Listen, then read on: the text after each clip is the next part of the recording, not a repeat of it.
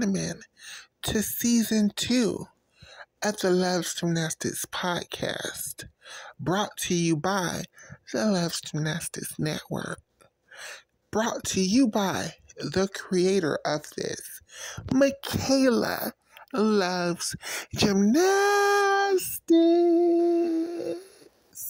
and her co-host, Oscar, aka Gymnastics Saves Lives, Miss Shayna, and Ezra. And together, we bring you the Loves Gymnastics podcast.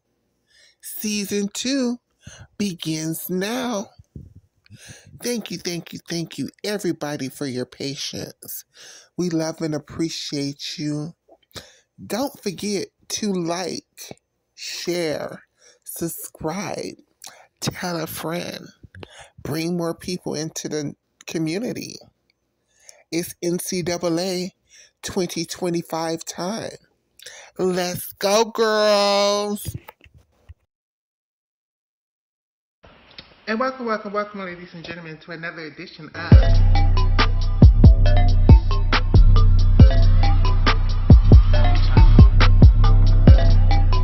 Welcome back to my channel, Michaela Loves Gymnastics.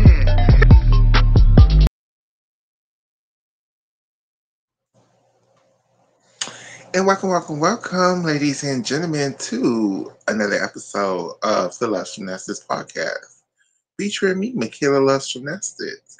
Now, Oscar is supposed to get on eventually. Before we even start the show, we wishing co-host Shayna a very, very, very, very, very happy birthday. Today is her birthday, you all. Everybody, let's celebrate Shayna. I don't think she's going to get on today. I think she is celebrating her birthday. So tomorrow we are going to do another show recapping or previewing the NCAA championships. I know that's right. I promise we will do 2 shows this week. We will try my hardest to do 2 shows this week. Well, I'm making a lot of promises. Ooh, okay. So today, though, we are going to recap all of the elite gymnastics that's happened this weekend. We're going to recap the Jesolo competition that happened in Italy, and we're going to recap the Osijek World Cup, aka Jayla Hang's competition in I don't know what country that happened at, actually. Both competitions was real good. We have some things to watch, I believe. Yeah, I could do it. So while we're waiting on Oscar to get on to help me out with these opinions, I have this breaking story that I want to share with you all that happened at a local gym in my city. And this is a gymnastics podcast, so we're going to talk gymnastics because this is very so much gymnastics related. I just got to find the story so I can share it on the screen. Give me a second, baby dolls. How you all doing? And while we're waiting on Oscar to get on so we can talk gymnastics, I got other things to fill time. Other things that's been going on in the world, trans issues, LGBTQ issues.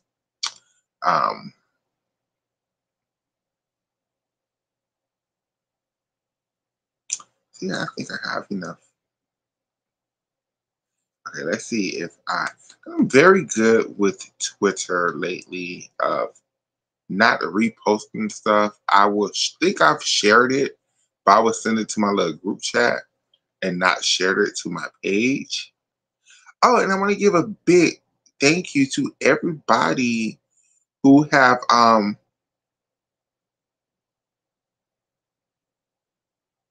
joined recently the YouTube page. Like, our YouTube page has grown substantially in the last 2 days. I think we've gotten almost 20 new followers.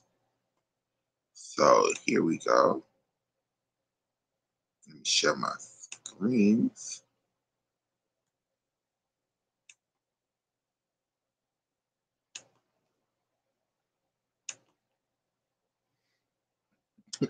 I can do it in my Bella voice. Oh yeah, because we have to preview NCAA championships. Like that's almost like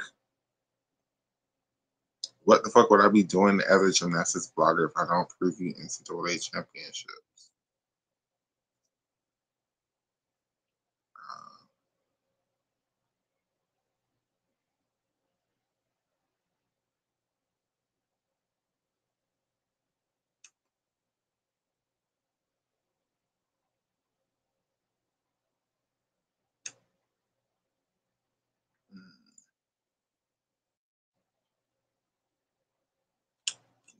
I'm trying to share my screen. It is. Is it doing it?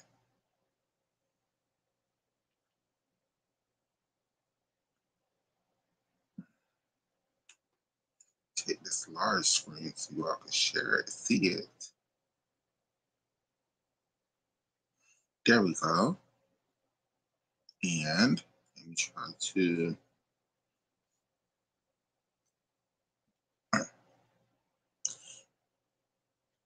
Oh, that might be too big. Is it? That's perfect. Okay.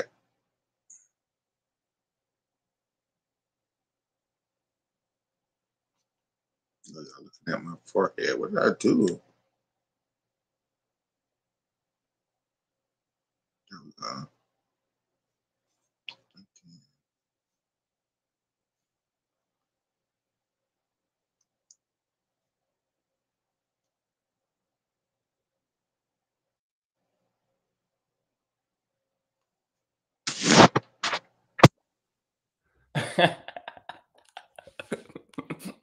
You added me so quicker than I've ever been added before. Hi, sorry I'm late.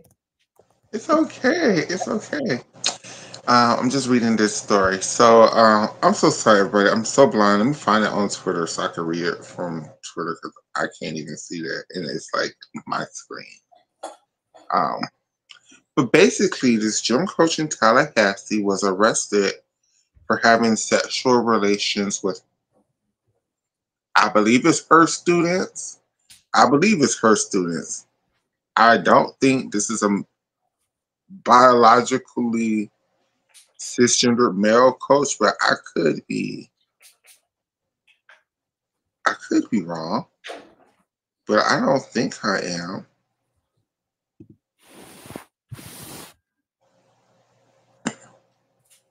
But I could be. Um. Oh, give me 1 second. I'm looking for the story too as I'm trying. Oscar, shoot to the people. How have you been, child? I'm okay. I'm kind of struggling, kind of overwhelmed with life, not just catching up on gymnastics. Of course, I wish I had better things to report. But I'm trying my best. It seems like there just aren't enough hours in the day to get everything that I want to get done.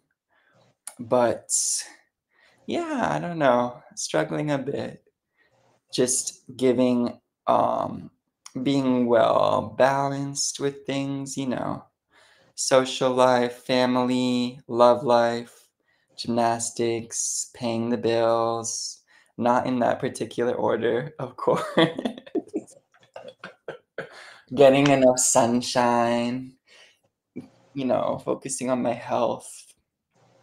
But these are all like, even complaining about these things, I feel like I shouldn't be because I'm so blessed. But you asked, I can't help but complain a little bit. But I always feel guilty complaining because I am so blessed.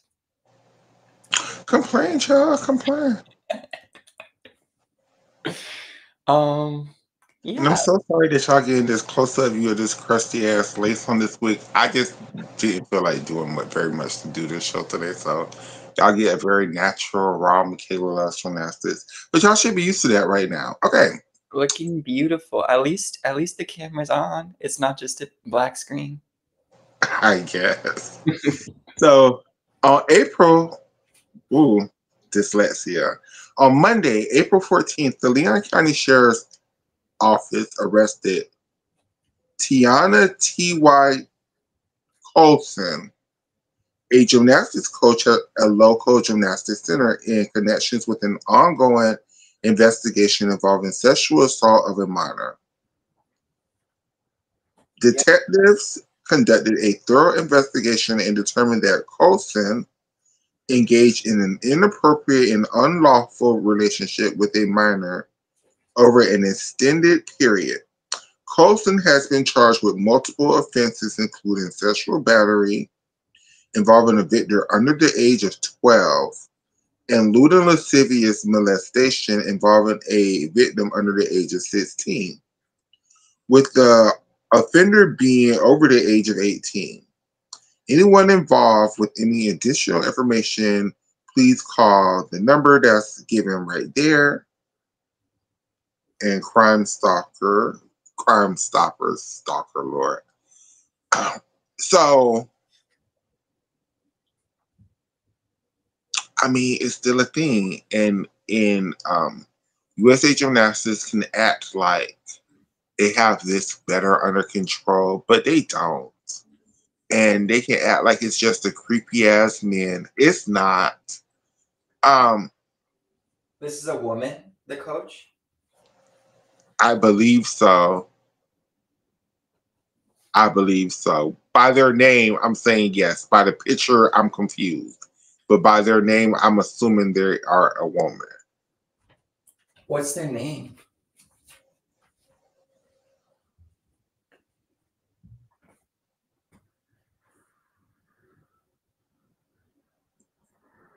Tanaya?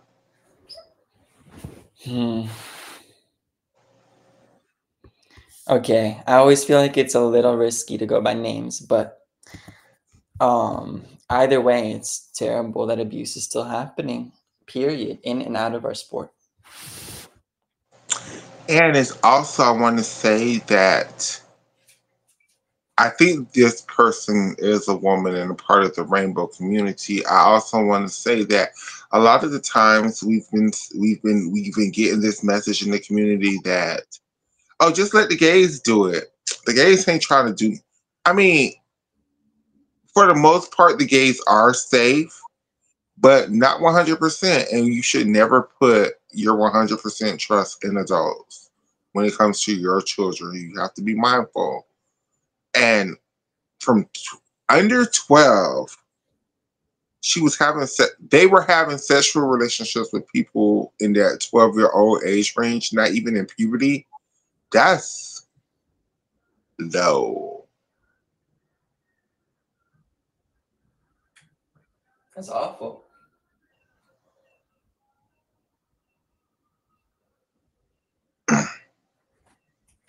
So I'm just bringing that to y'all attention that, these things are still going on in the gymnastics community. Don't be fooled that, people say that because certain famous coaches are no longer here, that things are better. It's not. It's still creepy. And not the worst part, but the thing that I think people should be more mindful of is that, yes, we hear about the stories on the main stage, like the elite level, the college level, where, the people have a platform. But there's lots of people who never makes it that far in gymnastics who have stories to tell, who should be also listened to and believed. Definitely. Sometimes I lose perspective that people assume that that maybe because they don't hear about abuse happening in the sport, it's not occurring still, or I don't know, just like they assume why would it happen? They have no reason to believe it's still happening. My default is just that it's always happening. I assume it's always happening, no matter what I'm hearing or seeing. So it is important to remind people that it's still happening because not everyone feels the way that I do. And also, again, the reason I wanted to highlight this story, this was a Black person. I'm assuming, again, by the name, I'm assuming it was a woman. Maybe, okay, I'm so sorry. I'm assuming it was somebody born female biologically. Now, yeah, I'm going to leave it at that. I'm assuming that that was somebody who was born female biologically. I'm not calling them a woman. I'm saying they were born female biologically. That's an accurate and true statement. But I'm not calling them a woman because I'm not sure. But I wanted to highlight this story because it was a black person. How did you hear And about this story?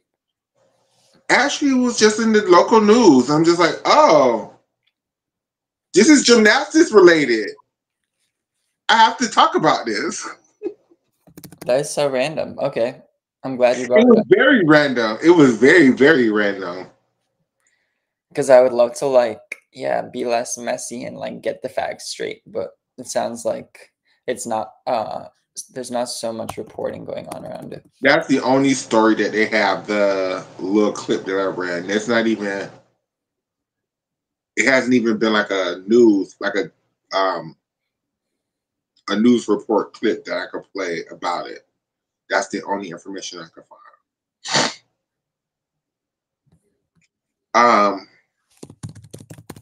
You have to be my. Oh, I remember the point I was trying to say. And I know there's a lot of HBCUs and this whole movement of black people in gymnastics. And I'm not saying that's a bad thing. That's a wonderful thing, actually. I'm saying it's the opposite of it's a bad thing. But we just have to be mindful of the people that we put in charge of these programs.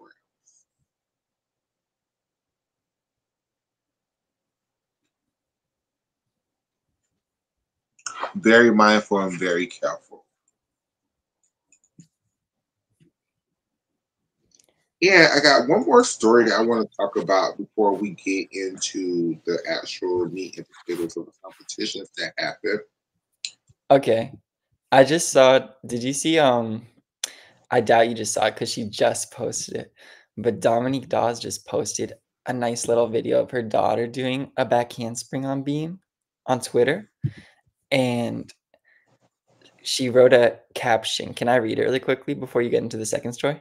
Yeah, because I have to find it. Okay, Dominique says, "This is my daughter doing a back handspring on the high beam. It's a proper back handspring, mind you. This is not her. This is me, Oscar, talking, not like a back walkover or whatever. 2 foot, just like Dominique did in her dismount and in her acro series. Dominique says, "This is my daughter doing a back handspring on the high beam. I can't tell you how much this warms my heart to know that she's doing a skill at such a young age that is quite challenging. She's faced her fear in a healthy way. How is that so? When I think back to my gymnastics career and the first time I did a back handspring, I remember my coach slapping my leg until it was bright red. I remember being so fearful, and I remember there being a complete lack of empathy, care, or consideration for my emotional health.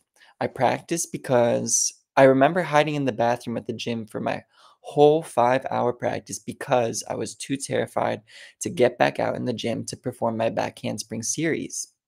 It really warms my heart to know that my daughter is treated with such kindness, consideration, and empathy. Not once have any of our coaches coerced, forced, or threatened my daughter to do a skill that she finds fearful. Thank you to all the wonderful coaches out there that have the heart to have compassion and empathy for the young people that strive to face their fears. There will be no scars at Dawes Gymnastics Academy because our coaches truly care." Okay, catch that. I didn't understand that was a plug for her gym until the end. So her daughter trains at her academy? Okay. Cause, cause my brain went to first it went to "That's so terrible. What a horrible sad story." Like, we love Dominique for her acro series. I'm so sad that there was so much pain behind it. But also, confidently feel how can she feel like she can properly assess how her daughter is being treated 100% of the time by her coaches unless she's there 100% of the time with her, I guess? Which Or she might be. I think she is probably if it's at the Dawes Academy. I didn't read that until the last line. Dominique is a really good she's a really good business lady. She's always savvy and always gets her plug in. She is definitely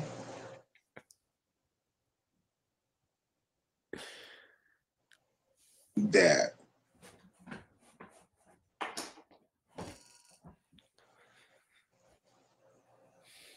Um,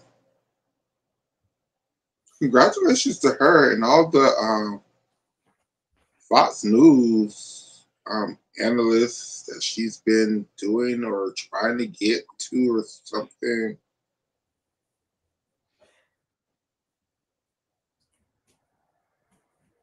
Congrats. Lord, I can't find it now. So I'm gonna have to try to talk about it off the top of my head, which I hate. Maybe if I talk about it, maybe Oscar can find it because that's what happens a lot. So y'all remember the very last show? I was just up here very confidently and boldly like, there is no trans gymnast. I mean, I don't know about no trans gymnast. And then even Oscar was like, maybe, but I don't know about no trans gymnast either. Well, I guess the Republicans done went and found them a trans gymnast to talk about some shit with. So I want to talk about how this is not what the Republicans are trying to push. This is not a person up here trying to go to Jesolo with Ashley Sullivan and Claire Pease and Jayla Hang and them. This is somebody who competes in that league thing that like Harrison Jackson does, and a whole bunch of our favorite gymnasts that we watch on Twitter, that gender non-conforming league where you can do any event. Yeah. It's not the world team. They're not competing against Simone Biles for spots at the Olympic Games. But that is the. I said, I think that's right. I think it's like the majority of gymnasts in the United States. I mean, I don't know. I'm making up facts. I was about to make up some facts, but I feel like there's a considerable amount of gymnasts who are not on the elite track. You know, it's just like a lower level of gymnastics, right? Correct. And I just think it's so important that we just make that clear, like, because I really feel like that if the Republicans or whoever, I don't want to just say the Republicans, whoever tries to use because I feel like trans in gymnastics is going to be that one that people is going to be like, hell no, hell no. And even I would feel some kind of way. What that way is, I'm not sure. It just depends on the individual person. But this, what they're talking about, is not that. And I just don't want the two issues to be conflated. And I don't want people to feel like. I'm a bit confused what we're talking about, to be honest. Or like what point we're trying to make here. I don't know. I'm trying to find the story so I can make the point better. The point I'm just trying to make is if there is a trans person competing in gymnastics, which I think there is with this league that they're doing, it's not what the people are trying to push it out to be. It's not, they're not going to go to the NCAA championships. They're not trying to steal some cisgender woman's college scholarship. It's just such a non-motherfucking factor as an issue that I don't want this to be the issue. It's like Little League or something. Not to diminish their accomplishments, but yeah, I guess. I mean, I'm surprised that you're even phrasing it like that because it's like I feel like we know our audience, and our audience on the whole is not super transphobic, but I mean, it's good to to be welcoming all perspectives, I guess. I know, So but I'm just saying, what if they come across this issue and they don't even haven't heard of it? Because it's a small issue now, yeah, but it's just something that could reach the boiling point, and then they could be like, "Oh, well, Michaela, there is a trans athlete. How do you feel about it?" I'm just letting you know it's not what they're trying to push it out. It's not the. It's basically how you know how people say, "Well, trans people should have their own league." It is basically their own league. So you should not feel any kind of way about it because this is literally what the solution is that people have been suggesting of give LGBTQ athletes their own league. This is their own league. So there is no need for the Republicans to even make this an issue when they're literally doing the thing that people say for them to do, which is create their own league. is it the thing I just sent you on Twitter? Let me see. Because there were two different articles that I sent you, and I didn't read either. But they were both about trans gymnasts.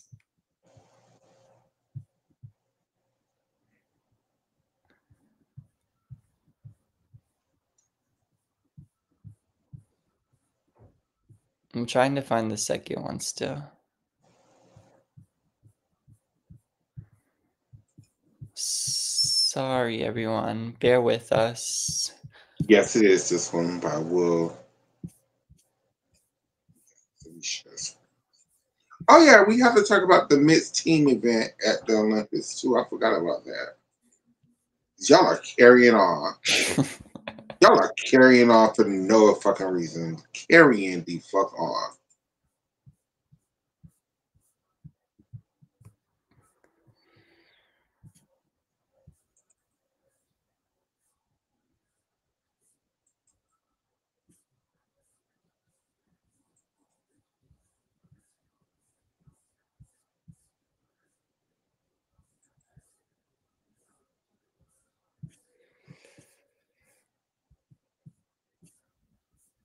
So let me read the story. The rhetoric around trans and non-binary athletes crashes with the reality in the NAIGC, which has created a safe space for gymnasts who don't believe they should have to choose between their gender identity and their sport. So the NAIGC, for those who didn't know, including myself, the National Association of Intercollegiate Gymnastics Clubs. And basically, it's a group of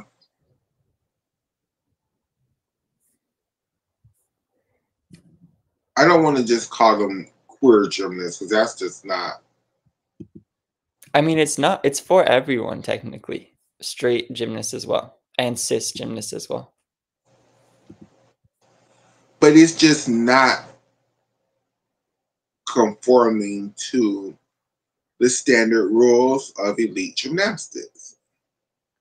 Right. I Because it's think, not elite gymnastics. It's the stakes are lower, I guess. They care less.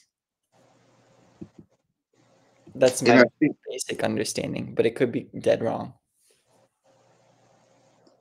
but they still do difficulty. It's just like I think the men can do uneven bars if they wanted to. The men can do balance beam if they wanted to. That's right. Definitely. I think so. Um, Men can do floor routines with music if they choose to. Okay, Um, I feel bad asking a question that I don't know the answer to because I feel like we're missing so many answers already in this, just in the beginning of this episode.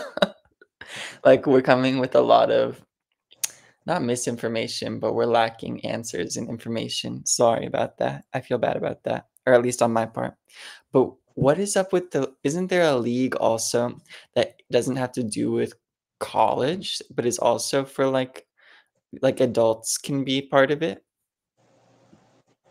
Because it I sounds mean, like this is the it. NAIGC is just for intercollegiate, which means for college, right? I think this is it. Because I always remember it just being college athletes. I don't remember it being. No, there are definitely adults who compete and do like the beam and bars. Like remember that guy who was doing beam and like at like Chelsea Memmel's thing, her camp or whatever? Hmm. He's definitely not in college. No shade. I don't know if they're training for anything in particular or if they're just there. Regardless, we don't have the answers. No one in the chat has the answers. Let's move on. But I just want to just make it very clear that this is not what people are trying to project it to be. There is no trans athlete trying to take people's spots. There are no trans athletes trying to make an Olympic team.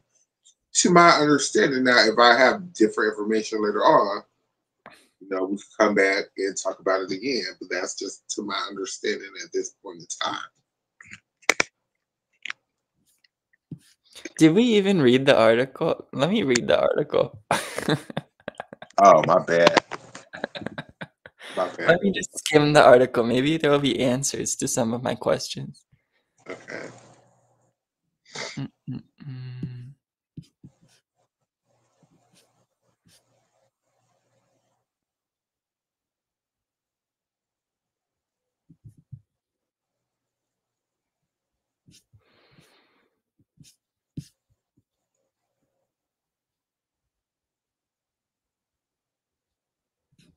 I don't know what to do, Michaela, because the article is gonna take me a few minutes to read. Should we just come back to this at a later date?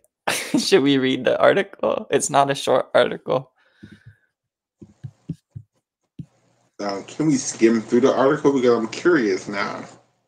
I'm curious too. It's we can skim, but I mean, yeah. Do you want me to skim out loud? Yes. Okay, we're Pittsburgh. Raiden Hung. That's who the article's about. Can't imagine. Let me just share it also, just in case people want to actually read it.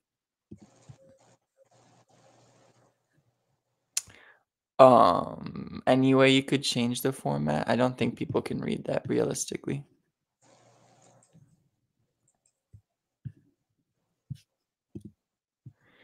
Okay, that's better. That's better. This is Raiden Hung. Raiden Hung can't imagine a life without gymnastics, and to be honest, he doesn't want to. There's always been something about the sport that's called to him, something about flipping, something about blah, blah, blah. They like gymnastics. It keeps me sane, I guess, the 21-year-old student at Northeastern University in Boston said. Gymnastics is the love of my life, basically. They are very committed to gymnastics. It's the one place where he can truly feel like himself. Still, he feared he would be forced to give up gymnastics when he realized that he was non-binary and as a teenager. He identified as female most of his life and competed in women's events growing up. He says he now identifies as trans-masculine. Part of their transition included hormone replacement therapy, something he considered putting off over worries it would mean he wouldn't be able to compete in gymnastics. They said it was sort of like, do I have to make a choice between, I guess, hormone replacement therapy or their personal transition and competing in gymnastics? Would that have been, and that would have been pretty awful for my mental stability, having to choose between those two things. So this is them on the balance beam. NAIGC membership. Okay. This Can is I, can I interrupt you for 1 second and just put in my yeah. 2 cents? And this is exactly. I'm glad you read this article because I have better opinions now. And now So from what I gathered from what I was first reading, this was somebody who was born female who transitioned it to male. And this is exactly Transmasculine, they say. trans masculine. I'm so sorry. And this is exactly what I was talking about in the last show when we did talk about this issue where I don't think that's going to be that big of a deal. Now that I understand that, I don't think people even care. This is why when I have seen these stories on the Republican media, it's been misinformation because they present it as if it was somebody born male who wants to do women's events. But that's not even the case. Reading the article, reading this fundamental, this was somebody who was born female who wants to compete in the more masculine side of the sport. Continue. Continue. Hang on 1 second.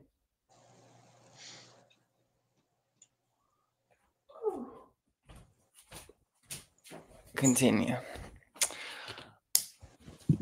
Okay, is this relevant? The NAIGC membership? Is this an ad? It's an ad. I can't tell. I'm just gonna keep reading the text.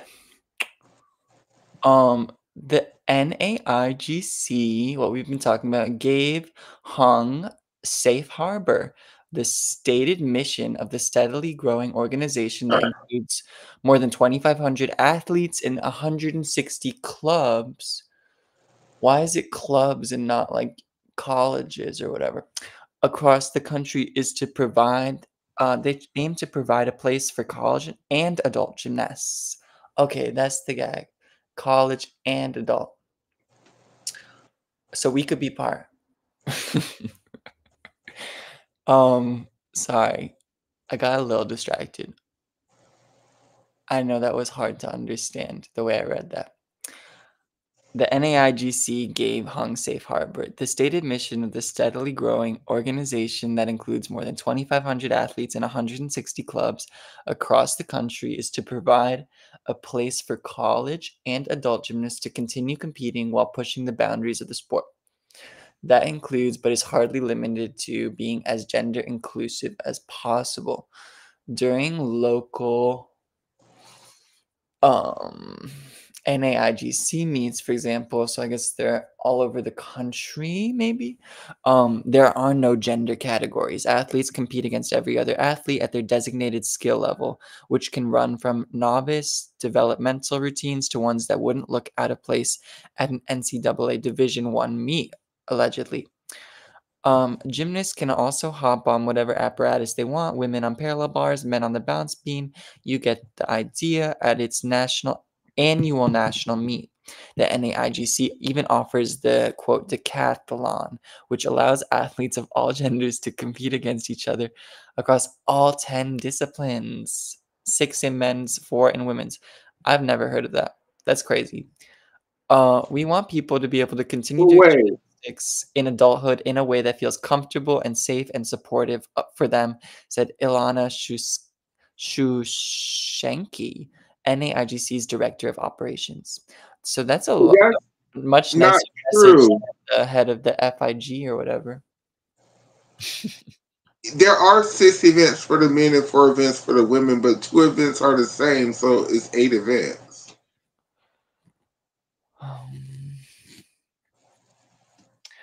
Okay, Miss Smarty Pants. Papa But I'm Hole. just saying, like, do they do 2 vaults? I'm so confused by that because 2 of the events are the same. I don't know. I was just reading. You know, when I read, I'm just thought-free, thoughtless, just reading. It's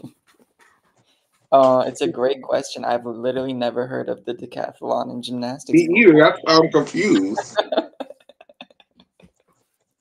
I'm glad But you do brought it y'all up. get the point that this is not the NCAA? This is not elite gymnastics. This is literally their own separate thing. So I don't understand now why are y'all mad when they're literally doing what the hell y'all said to do their own separate thing. This is exactly what that is. So the NAIGC is a non-profit organization that supports adult and collegiate gymnastics clubs in the United States. It provides structure for competition, facilitates communication, and builds a community for gymnasts of all levels. The NAIGC hosts national championships every year in April, which is okay, so does the NCAA, which is one of the largest adult gymnastics competitions in That the world. happens in either the next week or 2 weeks after the NCAA championships. Because last year I remember they had it in Daytona, and I was really thinking about going, but I'm like, I don't even know what the hell this is. Then it sounds like there's also, this is less relevant, but there's something called Gym Act, which is a division of collegiate gymnastics teams that compete under NCAA rules but are not affiliated with the NCAA. And And that's what I think Jackson was doing. Gym He was, Act and the NAIGC work together to provide competitive and inclusive environment for gymnasts at the collegiate level.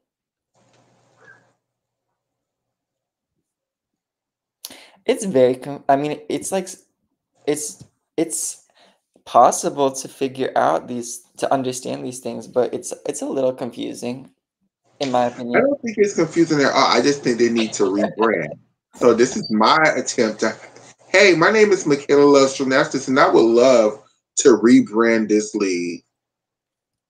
And Oh, it's I a little. understand y'all calling it the N. What is it? The NIAGC thing. See, even you're confused. Let's just call it Non-Binary Gymnastics League, or yeah, let's Gymnastics just for call it everyone. Gymnastics for the Girls. We will all understand what y'all talking about, and let's try to get some of these. Hell, what is Heath? Oh no, Heath is actually competing in Australia, but Heath would do well in this league. You know who else would do well in this league?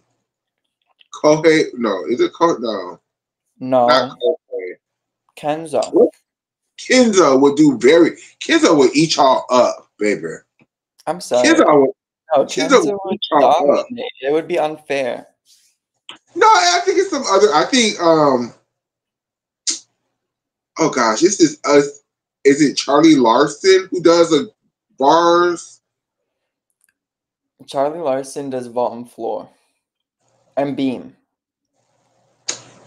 He would give Kenzo a run on being. There's a couple of male gymnasts who I I just feel think.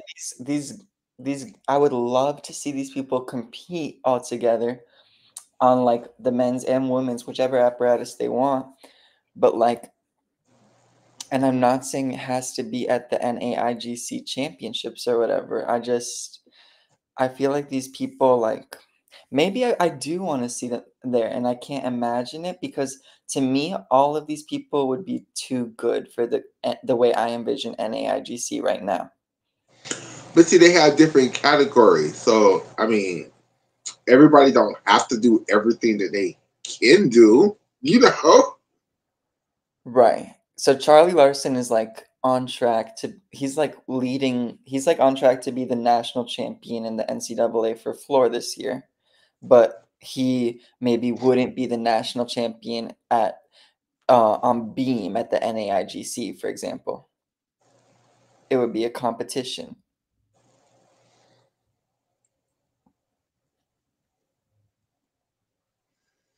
Like Plus, what's I wrong with feel Charlie Larson just being in the NCAA? Is it that the NCAA doesn't let him compete beam? no, he's a.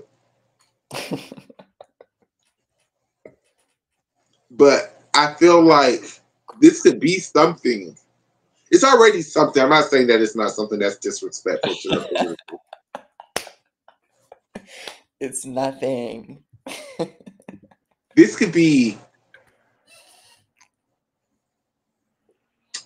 if they just embraced what they had, and that's the issue with gymnastics as a whole.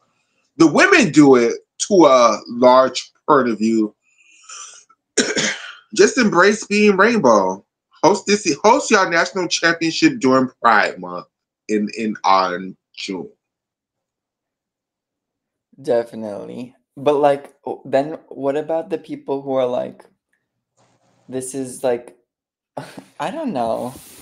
Like they're going to be people who are like I mean, maybe I'm those people by even bringing it up. People who are thinking like, well, this is not just for LGBTQIA athletes, and also there's like straight cis athletes who like straight cis female athletes, let's say, who like to compete on the high bar, or straight cis male athletes who like to compete on the uneven bars.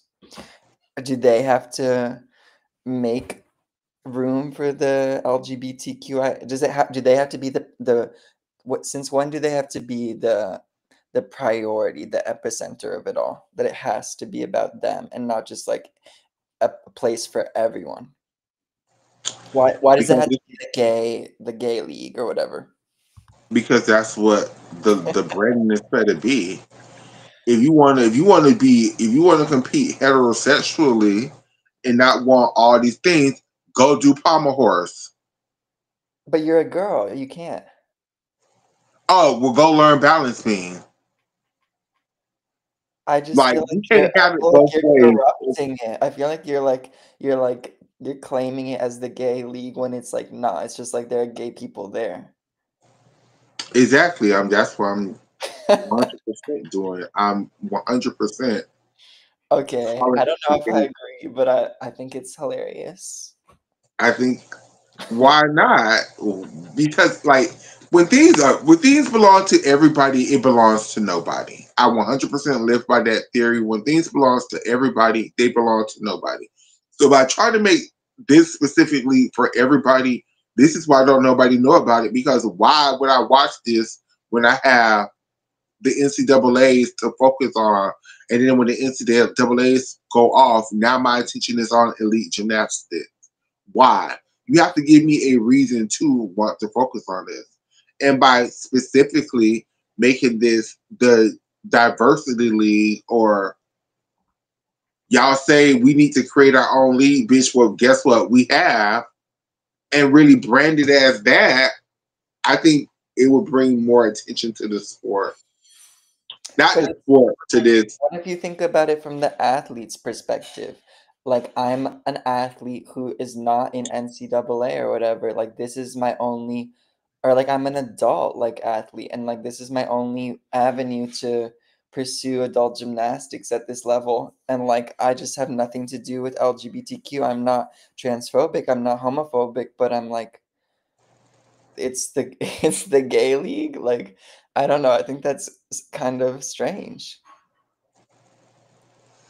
Well, then your adult cisgender ass need to put balance beam down, because balance beam is for the girls, and learn how to do uneven bar. Not uneven bars. That's parallel bars and pommel horse, and try to do it that way, then, sir.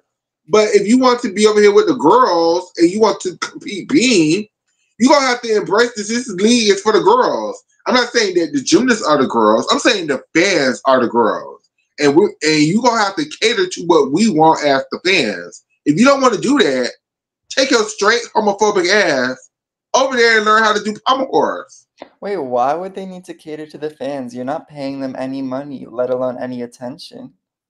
Okay, well, see, in my league, they would be earning money. This would be the pro league. Oh, okay. It's like we're getting into like fantasy. Okay.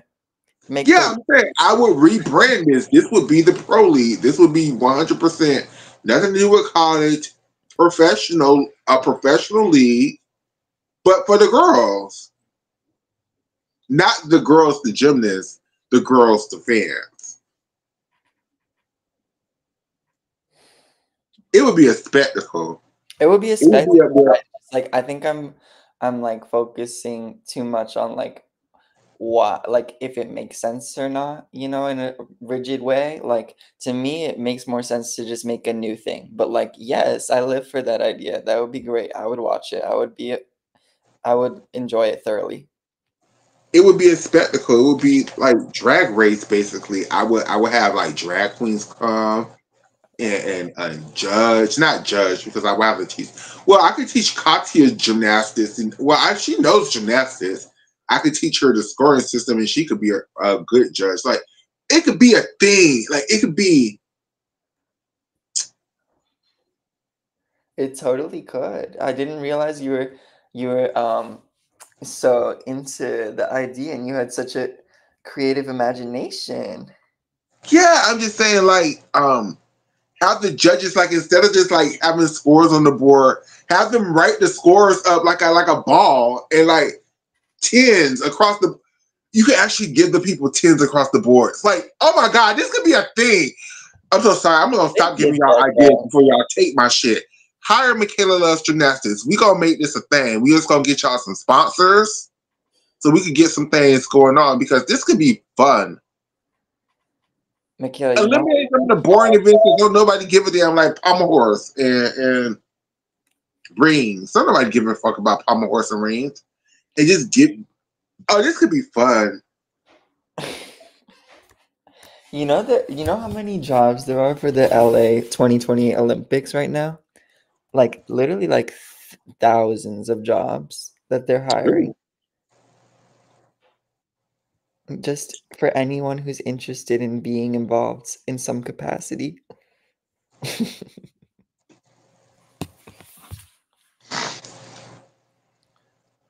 The article keeps going. Should we keep reading it? Um, if you want to, I'm kind of. I got the meats and potatoes. I'm ready to spit out the balls. But this could be a thing. This could be a fun thing.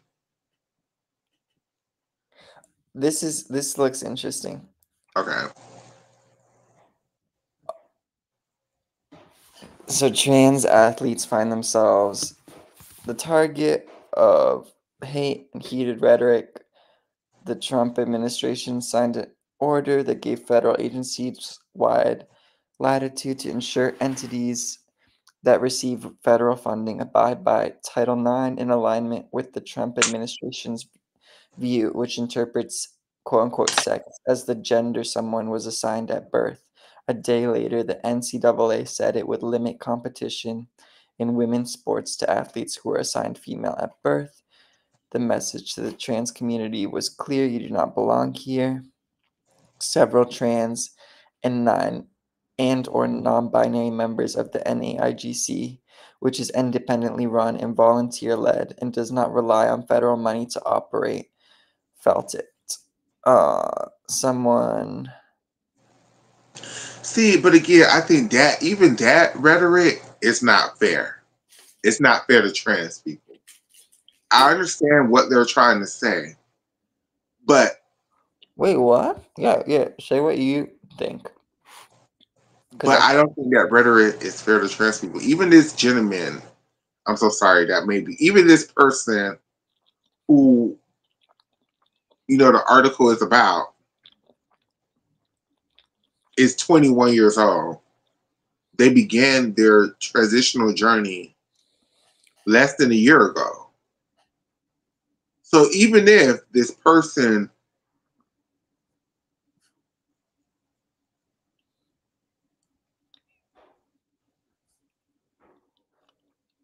wanted to go to the Olympic Games, their shot at the Olympic Games had already passed. They might have won a second shot at the Olympic Games, but their first shot at the Olympic Games had already passed. So it still is not a trans issue because the person wasn't transgender when they're because they were too young. That's basically my point. Like for gymnastics, the sport is leans very young, and the people are too like. It's not a. This is what I'm saying. Like for the most part, there's no because people are too young. People. It's very rare that you'll have a Zaya Wade. It's very rare that you will have a um the teenagers who transition. Like that's such a rare thing. what about the article? What did the article say that was unfair to trans people? Like how they're saying, like when the Trump administration passed their new thing, Mm-hmm. um, there was like the trans athletes was like, oh, they're making it very clear we're not welcome. We're not welcome. And you're saying most people in college or at college athlete age are not trans because they haven't started their transition yet? Correct. I'm saying that when you're entering in now, I can imagine like at 20, like at this person's age at 20, 21, 22, maybe you want to begin transitioning, but again, this we're talking about your senior and junior year of college. I don't think it would be an issue waiting the extra year. Like maybe this is me talking out my ass, but again, it's just the age. It's too young in general, not for everybody now. I'm not saying this is a blanket statement that includes everybody, but in general, people are too young for this to be an issue with this sport. In general, at least on the women's side. On the men's side, that's a whole nother ball of worms. But on the women's side, the girls are generally too young. Even the trans girls are generally too young for this to be an issue.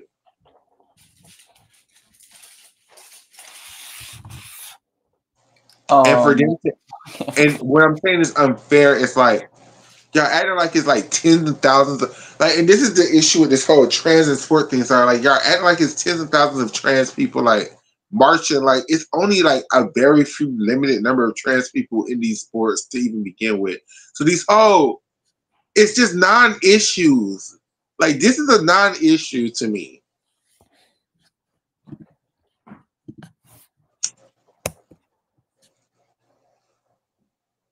I'm sorry, that was very scatterbrained.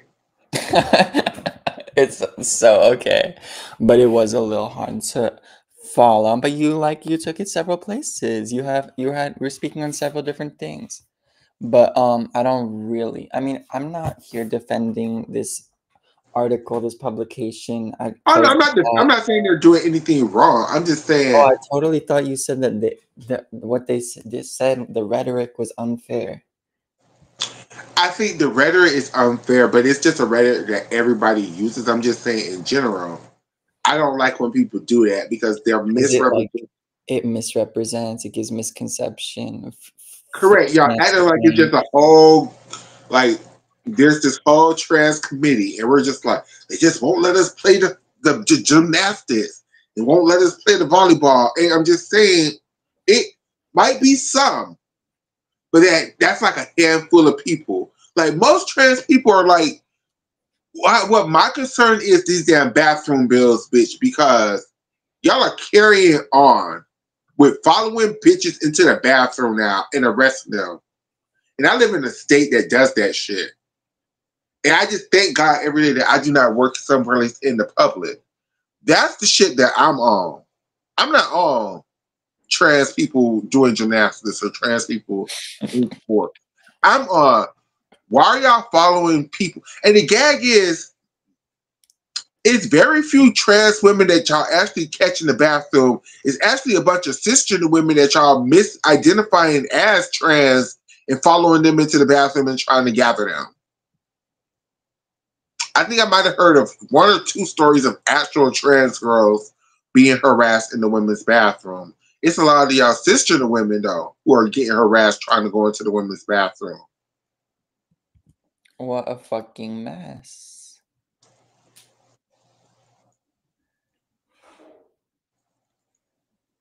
In Arizona, it was this butch lesbian, well, we call them studs, and the mall security literally followed her in the bathroom and made her show her her identity or show her some pussy. And if she didn't have a pussy in between her legs, it was going to put her in jail. That's just like crazy. I mean, not unbelievable. I mean, it's to say it's unbelievable is to be so naive, but it's shameful. It's very, I don't know, like outdated. I don't even have the right words.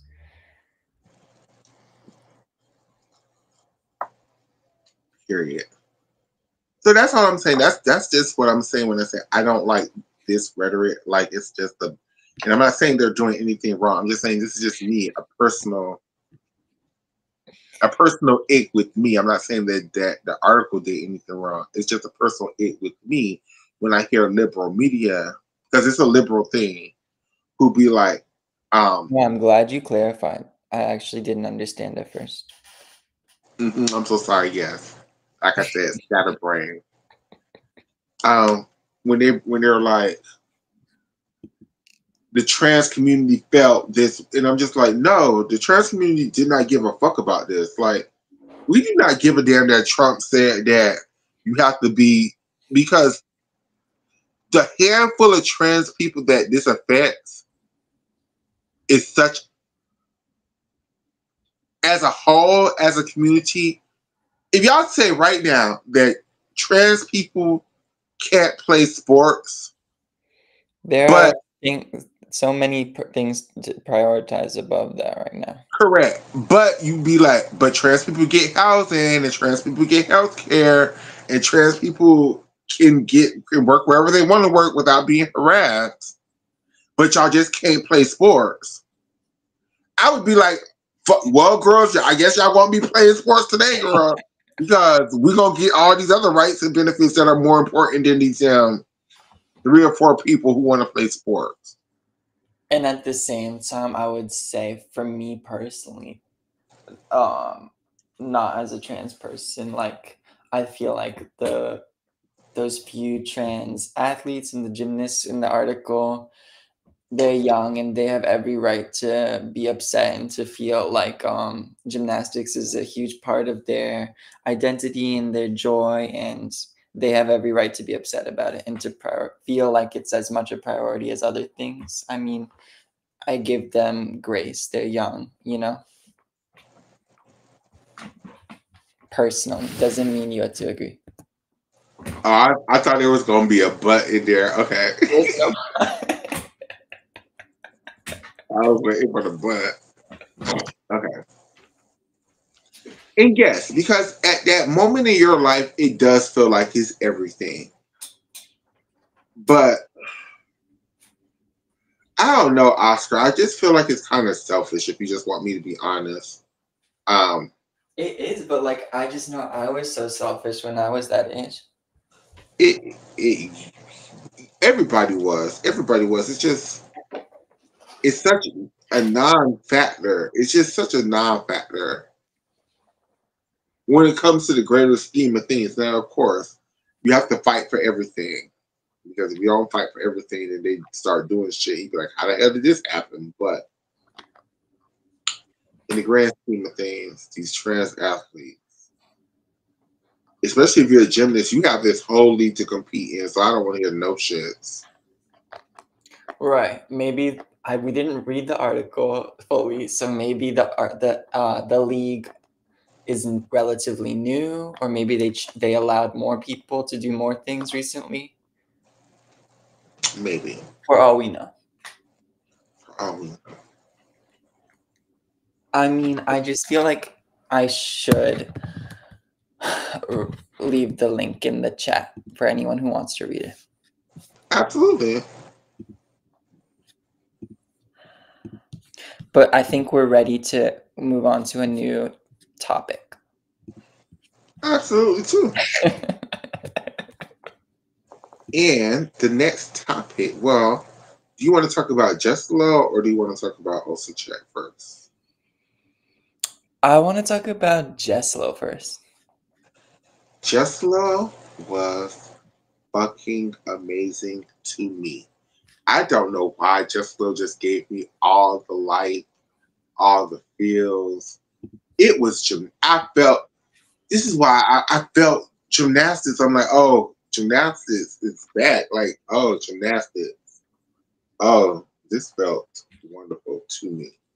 I'm so glad. That makes me so happy just hearing that. I love the competitiveness of it. I mean, yes, the Italians got some stupid high scores. They did. They did. And we will talk about it. Because it's one score. I don't know. I think I'm ready to defend Manila. I think I'm ready to defend this 14-7. I think it was. The Italians were the only ones who were overscored? I think a lot of overscoring was happening, but I think the Italians, it was OU overscoring versus Utah overscoring. It was like, yeah, some of y'all was overscored, but like, I mean, like some people literally fell and they still scored like 14s, or like almost fell and still scored 14s. It's just like it's not possible, sis. What game do you think Chelsea Memo is playing, sending Simone Rose and Jayla Hang to separate meets, even though they're training partners?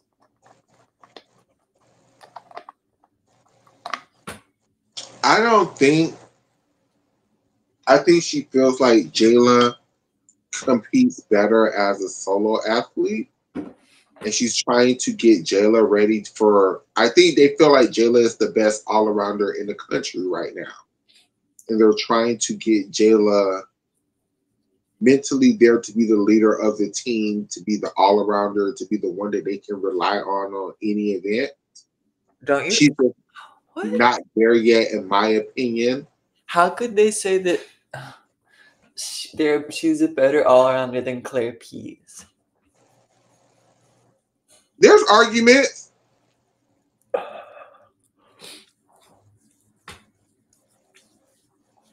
Yeah, I would give it to Claire. Mm, Unless we're like, it depends what we're factoring in.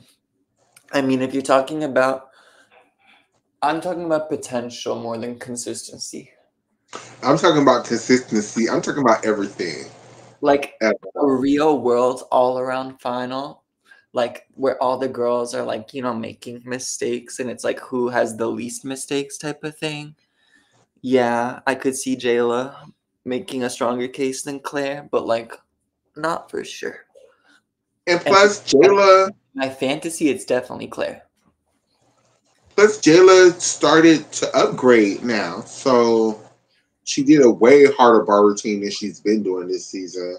Finally, I was like waiting for that, but I'm being impatient because this is like, I just thought she would do it at the other World Cup, and she didn't. It's just both Jayla's and Claire's composition on beam. I don't understand. What's wrong with Claire's composition on beam? I mean, the switch half is kind of random. It's random and it's not. For Claire to be baby Nastia, she's not very flexible. She's flexible, don't get me wrong. No, but I agree. Her switch half is lacking a little bit. And you know what else? I notice every time basically she has better flexibility on her switch leap than she does on her split jump, which is right after before she goes into the Yanodi. Mm-hmm. That bothers me a little bit. Also, And straddle jump maybe. okay, we're here. No, we're not here. We're not comparing people yet. We're going to talk about the damn competition. Then we're going to get into the visa. Okay, so let's be journalists now. Let's put our journalist hats on, Oscar. This is me putting on my journalist hat. A big ass afro hair going on right now. Jesolo was really, really good to me, you guys. I was really entertained by it. I was really entertained by the pomp and circumstance. I really feel like at Worlds they should do that. They should make the girls do some kind of intro. Well, they do kind of do it now, don't they? Make the girls. What was up with the United States of America and their intro? Why was it so, like, why were they taking themselves so seriously? I think Betty Okino, this is her opportunity to try to show that the USA is improving in their artistry, that they can move to the music. My That eyes, my eyes were on Simone Rose and Claire Pease next to each other the whole time. The rest of the girls, they fell to the backside. but you know what the gag is? You ready for the sad part? I need to follow the USA juniors because I think the juniors are going to Ooh, decimate I noticed this the juniors, their choreo, their intro. They probably had better one than the seniors. better. The juniors, their dance, is on point. But we're Like you can talking about see, the literal like team introduction, right? no, yes, I'm just saying, like everything, the juniors.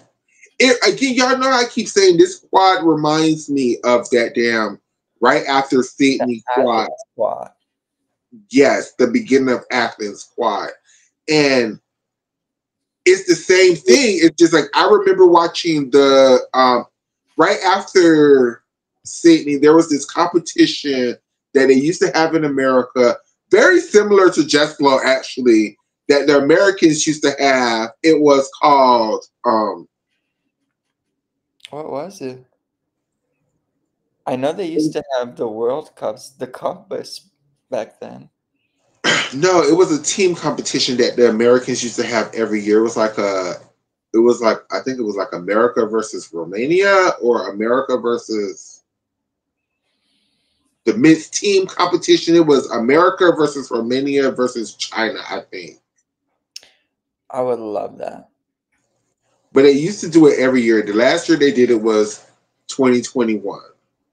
Um, Not 2021, my gosh, 2001. And that's when, you had the seniors there, but they also brought Carly and Holly Vice and Courtney Coupex. And he was like, oh, okay. The senior girls look cute, but the juniors are going to eat their asses up when they finally get age eligible because like all of the juniors have your trickle doubles. The seniors are stuck on your trickle 1.5. Like I think the senior girls are going to be great in the NCAA. But Who I has do a not. double? Who had a double back then? Who has a double now? Besides, did No, I'm Carly not. have I'm just talking about at Jesolo. I'm so sorry, scatterbrain once again. Now, almost all of the juniors have doubles, it? Is where that most right? of the I only know Labby Crane has a double. well, Lavi is the only one I'm talking about. She's the only junior that matters. So if there Okay. was other juniors here, I didn't pay them no attention. But I'm here to talk about a bunch of them, if not all of them. Maybe there's one that we don't need to talk about. um, But there's one. also, There's one. Well, just while we're here, that looks literally like baby Ashton Locklear. She has the top knot bun and the bow. She has imbar I know who full you're talking to about. Komova. She has her imbar half to her straddled Jaeger.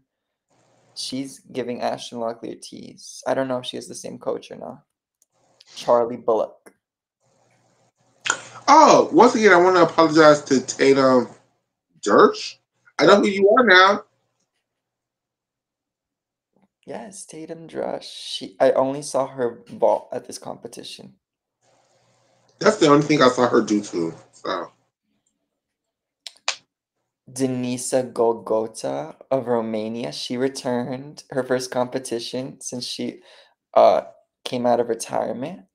They did not show her routines, but I saw someone posted she did a nice 1.5 on vault, Yurchenko, and she did a nice bars routine. It looks better than it did when she was competing in the Tokyo quad. So I'm very pleased for her. Lily Carlson, is that how you say her name? Lilia Kosman, I'm very excited to see her when she goes to. Is she going to Michigan or Michigan State? Michigan State, right? I think it's Michigan State too. Who Yeah. fell on bars? I only saw Charlie go in the team event, and she did not fall. She hit a great routine.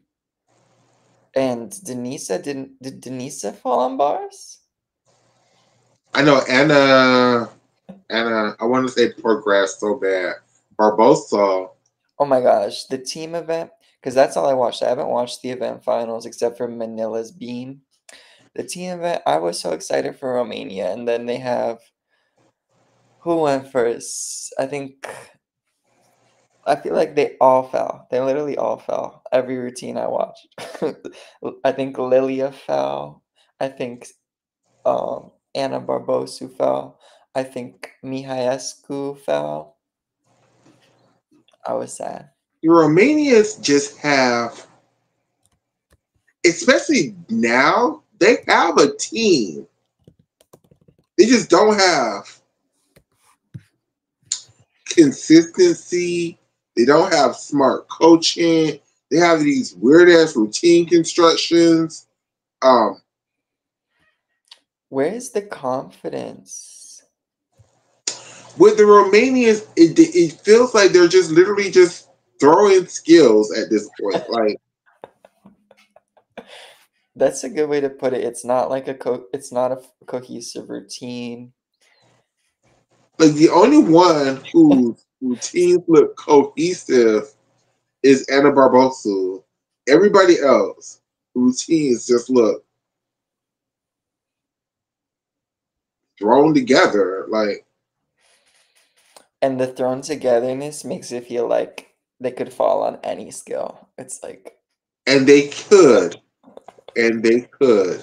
Like Sabrina Voyer, like mamas, that was a stupid hard being routine. It was stupid hard. But couldn't believe it. I paused it after 2 acro series and I was like, I'll watch the rest of this later. I'm busy. I came back. There was a tuck back fall. For what reason? but mamas, if you can't hit split, there's no need to do all of this hard acro because they're gonna eat your ass up for these split positions, which they did. Even if so, the strategy is not smart to be like, I can't do flexibility, so I'm not good at these dance elements, so I'm gonna give you all the acro. No. And maybe it worked last quad, but this quad, You don't think it was just this meet? it could be. I mean, it's her first meet back. Maybe she's working to build her flexibility back, but it's just Not even with the improving the flexibility, just like it sounded like you were saying you're starting to build a stronger sense of how the judging is going this quad versus last quad on beam. I don't. I because from one meet to the next, it still isn't cohesive to me because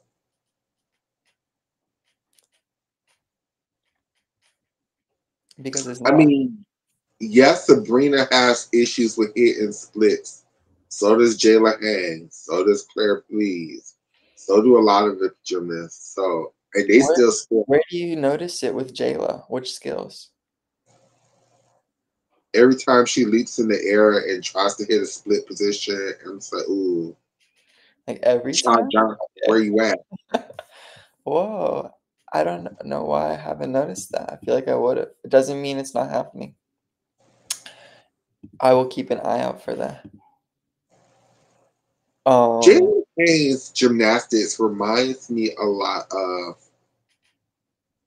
It was this Chinese gymnast from '99 and 2000. I don't think she made the Chinese Olympics team, but her gymnastics remind me so much of that girl. Okay. I would love to think of her, but it's not. It's kind of vague where it's at right now. Um, Can you she was remember very any little. She details? did a beautiful 2 foot back handspring, 2 foot back handspring back layout. Um, 2 foot, 2 foot.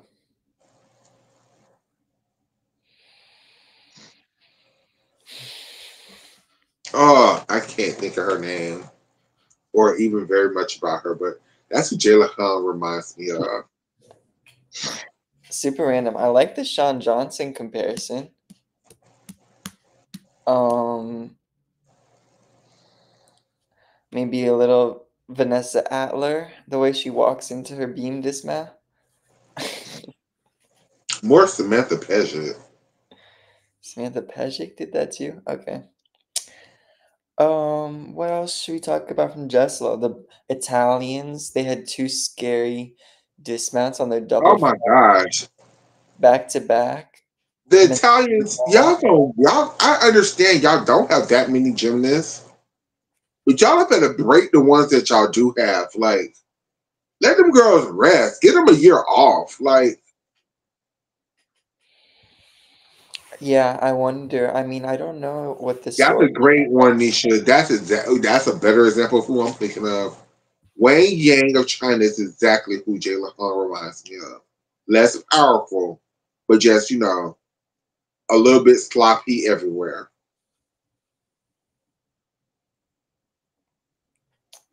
I don't think Wang Yang is sloppy, but okay.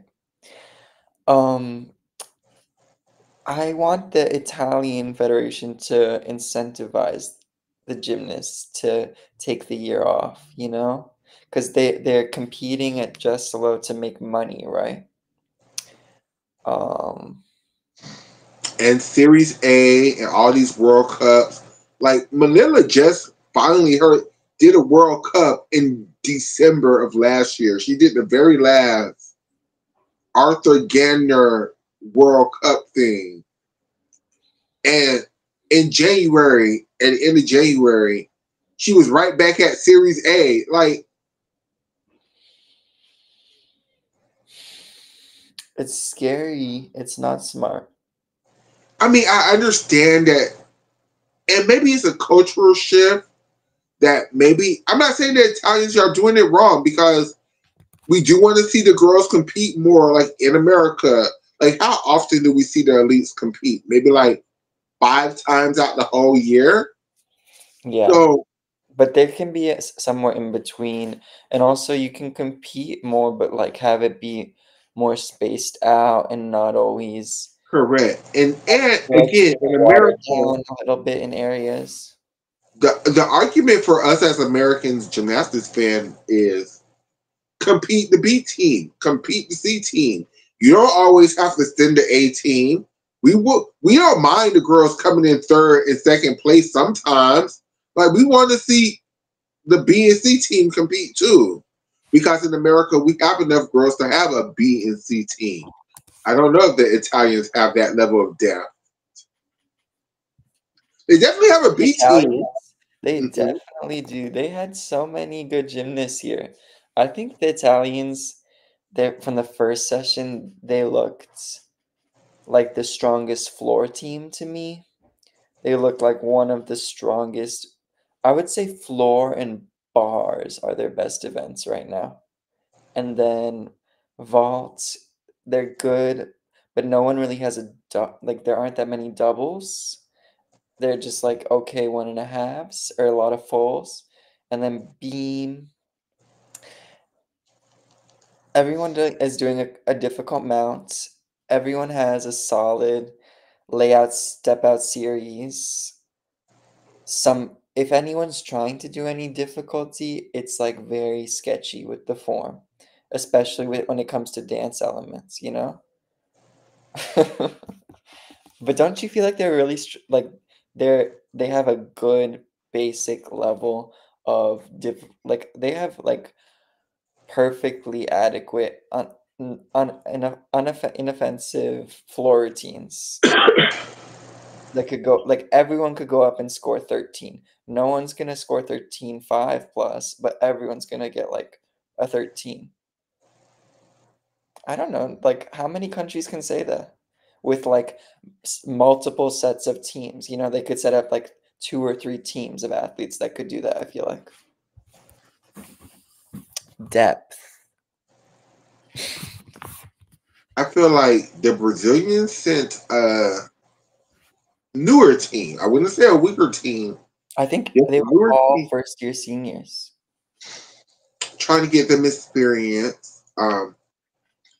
I think with Brazil, Did you know that Julia was gonna be here? I thought she was a junior still. I thought she was a junior still too, but I'm happy that they gave her opportunities. Me too, and maybe she is a senior, like, that would be great, but, like, I was just, like she was so not on my radar for this year, I was like, "Oh, we have another year until we can really celebrate her greatness." I wonder if she's gonna add her triple twist back because she has one of the best triple twists ever. I enjoy it, but like technically, I don't know how sound it is. It looked pretty wonky to me, but I enjoyed it. It's aesthetically pleasing. I would love to see it again. Maybe it's improved. Let's But talk the about whip double Arabian was like the huge highlight of her floor, right? oh my gosh, it was gorgeous too. Does she And let's do talk about anything else noteworthy in that routine, or is that it? no, I think her other tone of essence was 1.5, 3 to 4, double height, double tuck. Okay, well, she's building. Let her cook.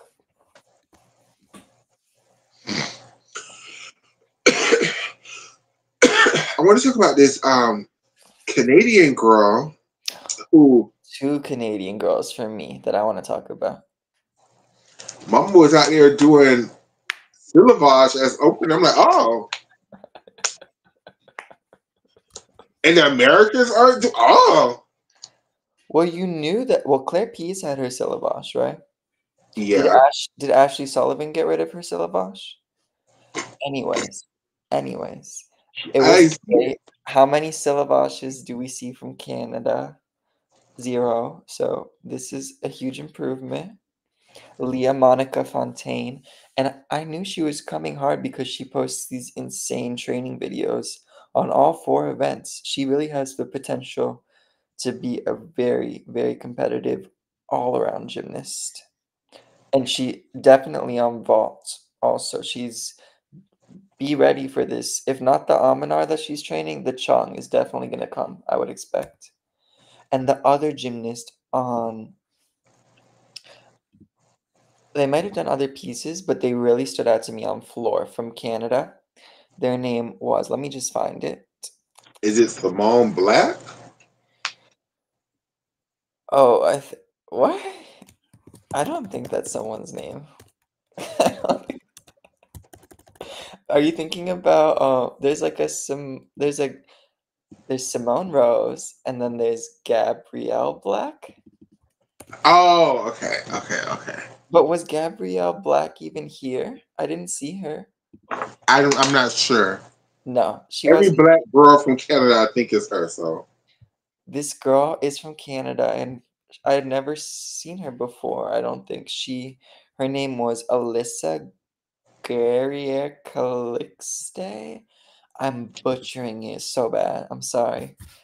But Alyssa, you did well. You did well. I was a fan. It was very polished, very complete. I just love a polished routine with difficulty. Like that always impresses me. It always catches my eye when you don't have like a real like glaring weak point, and you don't even need like a syllabus or an H skill. It's just like everything is at this. Nothing is dropping below this base level, including your dance skills. Makes me very happy. I enjoyed it thoroughly. what about the Americans? Let's talk about the Americans here. So the American team was made of They flopped, right? No, I'm kidding. But they came in second. kind of it was Claire Fees, Ashley Sullivan, Simone Rose, Tatum Dresch, and Zoe Malomo, but Zoe got hurt and Oh hurt my her. gosh, don't remind me. Guys, And I'm I think she's devastated. out. Zoe said she's I out think she, for 2025. yeah, I I'm think she basically retired from Elite and was like, "Yeah, I'm just getting ready to go to UCLA now." Michaela's carrying. She never said anything like that. She just said that her season is done. I'm devastated because I'm a huge Zoe fan. She got to compete the DTY one time. Now we're never gonna see that DTY again. We're probably and she was upgrading on all the events. She had so much potential. But you know what? It's just like what's the expression like? Woulda, coulda, shoulda, like it would have been great, but it was not meant to be. meant to be. But I definitely will say, and like no one can say anything to me. I think she could have made this world's team for sure. Say what you want. But now we can talk about the gymnasts who got to compete. But we just wanted to send some love to Zoe. Um,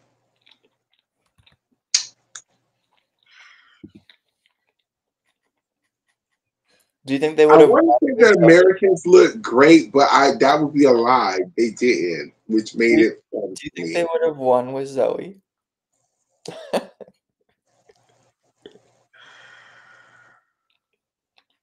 No? If they swapped Simone Rose's Yurchenko 1.5 for Zoe's 14.5 DTY? Do you think it would have scored that high here? I think it would have been I'm just more. being silly. I'm just being silly. Um, I and think Zoe hell, is before great. we have to compare her DTY to the young lady who won vault at the World Cup, who did to me one of the best DTYs that we've seen in a very long time. Because I think it should be a deduction for this twisting off the block shit that all these girls are doing. Well, it is a deduction, but maybe But they should actually get deducted for it. correct. She had such a great delayed twist, and she didn't even, I don't know, would you say she did the whole like Russian piking, snapping thing? I don't think so. She just went straight up in the air. It was very the way Simone Biles does her damn Arminar. It was I'm straight up in the air.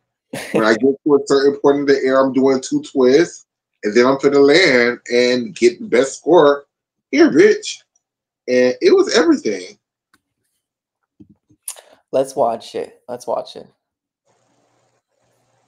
Let's really get into it. We're gonna watch it on Michaela's YouTube.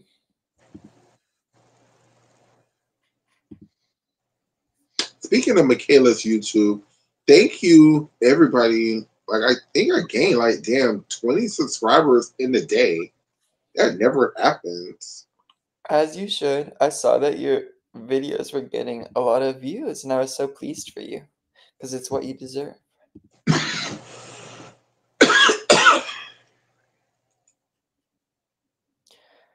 What do we think? What do the people think?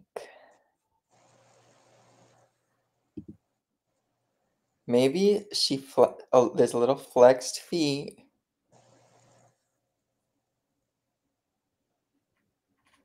You know what? It's like it's there, but it's literally so much better than like everyone besides Simone. Simone is just an impossible person to compare to. Like compared to Simone, she is doing the pike thing, but who has even I don't know. Reby has the second best DTY, do we think? See right there? No? I feel like Simone is dead straight. I see what you're saying. I just think it's her body position, but I don't. To me, that's not like the Russians where they're like clearly piked over. No, they have no shame about the piking. She was like trying to keep it classy. And she did. I feel like she was surprised at how well she landed it. I feel like it makes me a little nervous. Do you think she finishes the twist? Because this is the vault that she had a horrible knee injury on at 2022 Euros that I saw in person. Where they I think literally, she finishes the twist very well. I think a very good comparison of somebody who does a great example of what we're talking about, the pipe down the thing that's very scary is Caitlin Ohashi. If you can find a video of her doing a TTY. why Caitlin Ohashi of all the people? That is so random to me. Because it Like, was so apparent in Caitlin Ohashi's like, it was no shame. that was so shady to call her out when you had all those Russian gymnasts right there. But I don't have a great example of somebody who does it just off the top of my head. Oh yes, I do. Vlada. Lava's Woo, Vlada's. lava. Does it matter which meat? Can It it? doesn't. Okay, I think I'm so annoying whenever I say this, but I'm just speaking as one of our viewers. If I was a viewer, I would want the video to be the like as big as you can make it. Are you able to make it bigger? Okay.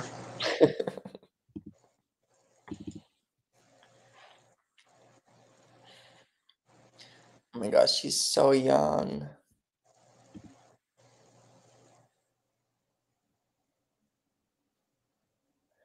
Michaela, it wasn't that bad. What made you think of her? You don't think that was that bad? What? I think we're talking about different things. Are we talking? You're talking about how pike she is when she lands it? Oh wait, that wasn't that bad. Because like her block was like just she was pretty laid out. And look at Yeah, that wasn't that bad. it's all Okay, can we go back to the one she did in 2011 at Nationals there? Because that's definitely the one I'm thinking of. Because that was what's this from American Cup? this is 2012 Pacific Rims. Yeah, that was like the best I've ever seen her do it. I'm Well, sorry, Caitlin Ohashi. 20 Valeri had you ready for 2012 for no reason, girl. for no reason. Okay, this is not a good video. But I'm just yeah. I would have never thought of Caitlin Ohashi for this technique fault. Like, yeah, she has the crazy staggered landing.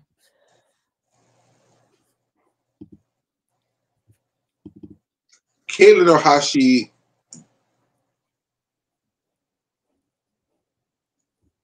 is a good example of why this technique is bad. I mean, it's good, but it's also bad because What about Bridget Sloan? What does hers look like? I don't remember actually. Michaela, did you know that Vol is low key like one of my like I love Vol so much.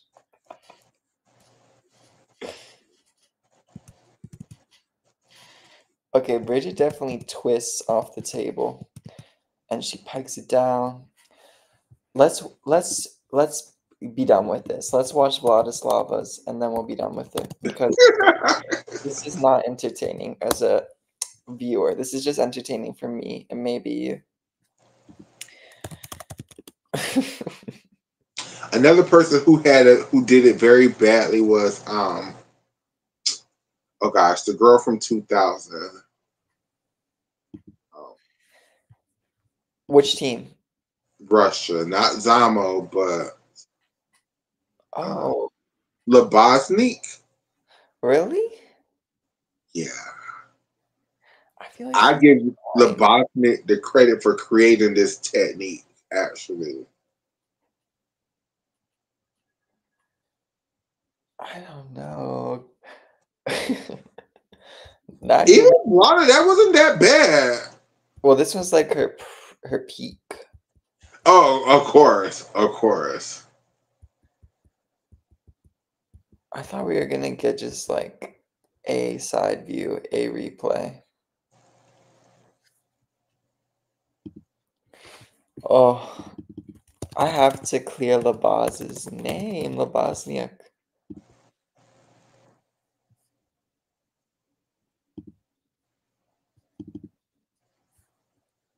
She had an amazing run. Oh, she did her DTY second. Can you do that technique with the Sukahara? I think she just did it.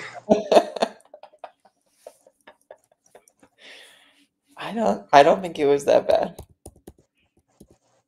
I literally think she does a good job of delaying her twist. But she does. I mean, maybe you delay it, that then you get the You get the pike. It's all about like, oh, if I were a gymnastics coach watching myself right now, I would be cringing so hard because I'm not like putting into words what's going on. Like it's all about where your feet are, I guess, in relation to your head or your arms. Like if your feet are like ahead of you, like piked, closed hips versus really having an arch in your back. And at least that's what I think is the proper position, but I could be making it up.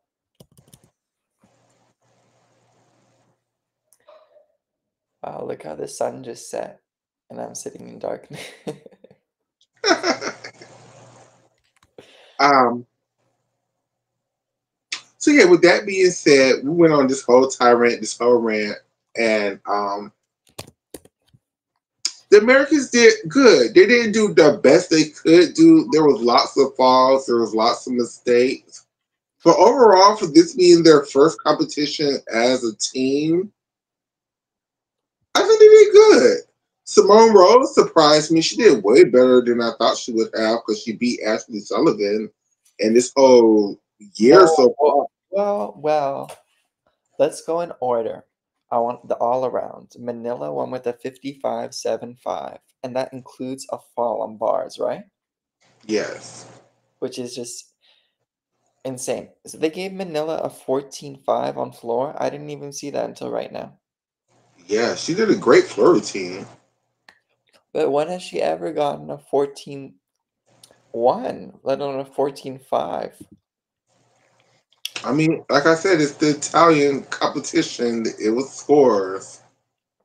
Okay, I didn't hear about this score, so that's why I wanted to make sure you thought this was overscored also. Claire Pease is almost 2 points behind her with a 53.8. Ashley Sullivan, 53.6 in third. Simone Rose, 53.5. So she's fourth, Simone Rose. And then Oh, I Leah. thought Simone came in third. Okay, I'm so sorry, Ashley. No, but well, I thought that you were talking. I said let's stay in order because Simone won the bars final. No, I thought Simone came in third in the all around here. No, Ashley came in third. Okay. This says Ashley. Okay. And Leah Monica Fontaine with the syllabash. She came in fifth, and then sixth was Dulcie Kaler. And then Tatum Drush came in 13th. Um, the vault final. Whoa, I'm surprised Leah Monica Fontaine didn't win. No, Ashley has a really good second vault. I wonder if she's going to try to make it a Rudy, What's her second vault? a layout front half. That's right. But Ashley came in third here. So there was actually some competition. Karina Schonmeier from Germany, she won the vault final. She beat Leah Monica Fontaine, who's training the Amanar and the Chang. They both put up DTYs and 4.8 vaults. The 4.8 is the Lopez. The Lopez or Suk 1.5. I think it must have been the Lopez for both of them. Karina has a beautiful, Schonmeier has a beautiful Lopez, at least from last season. Like really very beautiful. Stretch of the hips. Claire Pease was in fourth. Emma Fioravanti was in fifth.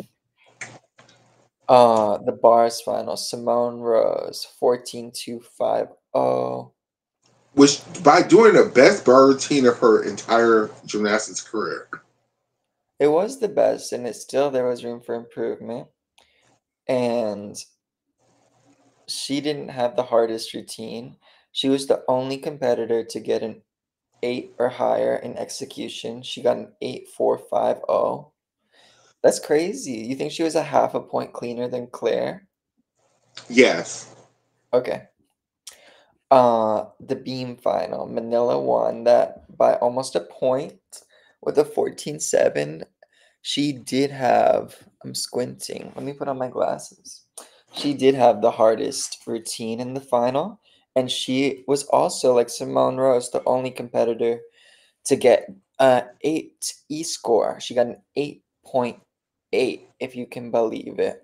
And goes without saying, this has been very controversial on the gym internet. I don't have to talk about it, but Michaela wants to, right? I feel like the 14.7 was, yes, stupid high. But watching the routine, I mean, it was a damn great beam routine. I mean, Not as high as, like this. There's levels to this. Like Zhou Yatsin is outscoring her at the first World Cup or whatever. What's so wrong with the 14.7 in Italy with the Italian champion? it just feels so much higher in comparison to what the What do you girls were scoring at the World Cup. Like, what I do you think think Zhou Yatsin would score here? If Manila scored a 14.7, then she would have scored like a 15.5. Okay. Who do you think has less built-in deductions? Manila has a very smart routine construction. And Zhou Yatsin doesn't? She does, but she have more room for she does all those ring leaps that you know. Okay. Manila does a lot of jumps with half turns in them, so less risk. Does she really? Or does she just do one? Well, she does one. She just has a risky ass mouth. I mean, the mount is her whole beam routine. Like if she missed the mount, like her start value is nothing. Like Yes. Anna Barbosu won silver on beam. And Miss Alice D'Amato. See, the surprise in my voice is because I haven't watched this. Alice won the bronze on beam. I'm so pleased for her. Our Olympic champion on balance beam. Our reigning Olympic champion. both Claire and Ashley fell. Flops. I'm just kidding. But they had 5-6 start values. Ashley got a 7-7. Claire got a 7-2. Claire Pease had a good routine, I think, but then she just could not gain her balance after her switch half. It was like a isolated switch half, right? Like not in combination or anything. She just had a balance check, then had a balance check on her balance check, which threw her off. Right, I thought it was done, and then she grabbed the beam after. I was like, oh. What's also is crazy is to realize how now, well, with this group of girls, floor is America's worst event. Because floor is where they flopped at the most. Floor is America's worst event. They only had one floor finalist here, which was Dulcie, who hit Yeah, her floor routine and still did not medal. I did not watch Dulcie's. Did I see any Americans on floor? I think I saw Claire Pease. She got like a 13. I wish I'd seen Ashley Sullivan's floor. I wish I'd seen Simone Rose's floor. Simone wrote, okay, Did anyone for like Simone and follow her Jayla's floor? gym, what the hell is up with this damn switch half turn and jump into their strug? Like, It's unacceptable. And Mikhail, you know what has me really pissed off? That people are out here saying, like, lauding and praising her coach for being so smart with the coda points. Like, maybe some places, but this is not one of them.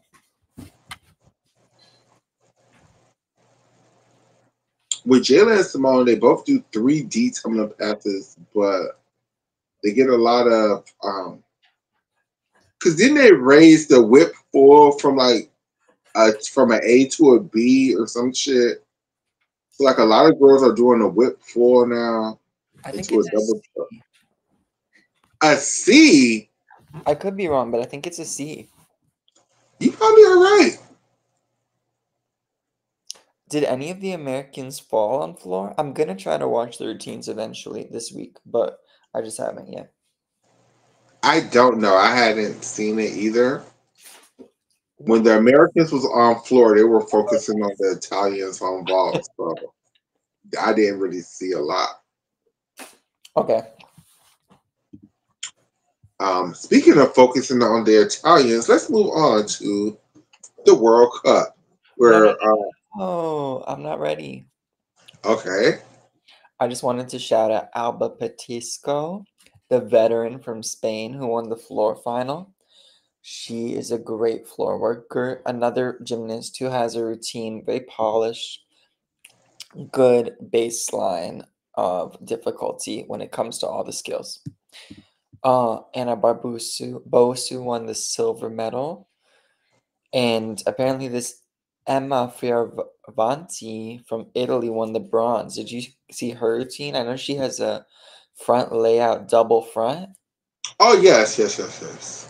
Was that worthy of a medal? I didn't see the routine from event finals. I saw the routines from the team final. Did you see that she's still trying to do this stall der Nabieba? Yes, Would you credit it?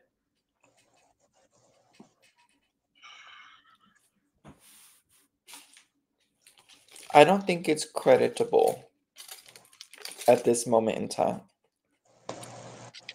it was real close. The one that I saw was real close. It was very tight. Did you see the one from the team final? That's the only one that I saw. Yeah, me too. No, I thought it was way too piked. But good effort, and I like that she's trying.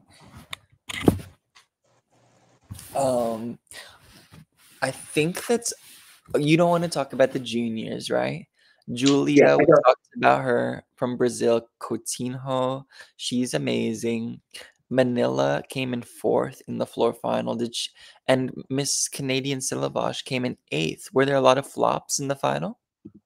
Well, Manila, she had a lower start value because she did just a 2.5. She didn't do her front layout. I guess she missed the combination. So instead of doing her double pike as her final tumbling pass, she just did a 1.5 through to her front layout to get her, Oh, that will really mess up your start value. yeah, to get her to The theme. But forward. then she didn't have a D dismount, so then she didn't get the bonus for the dismount. That's right.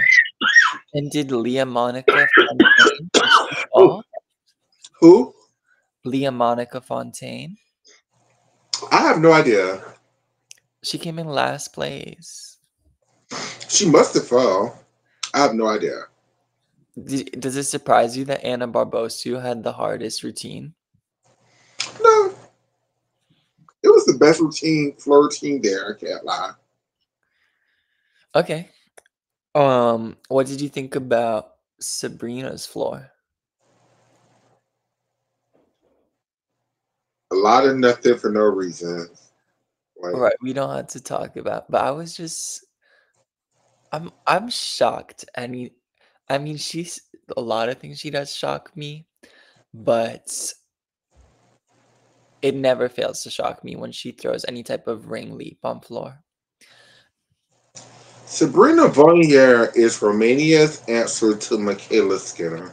And I'm going to say But that. did Michaela ever throw a literal ring leap? She knew better. She knew better. I think if she was flexible enough, her coaches would have pulled it. Do you think Sabrina's more flexible than Michaela? Yes.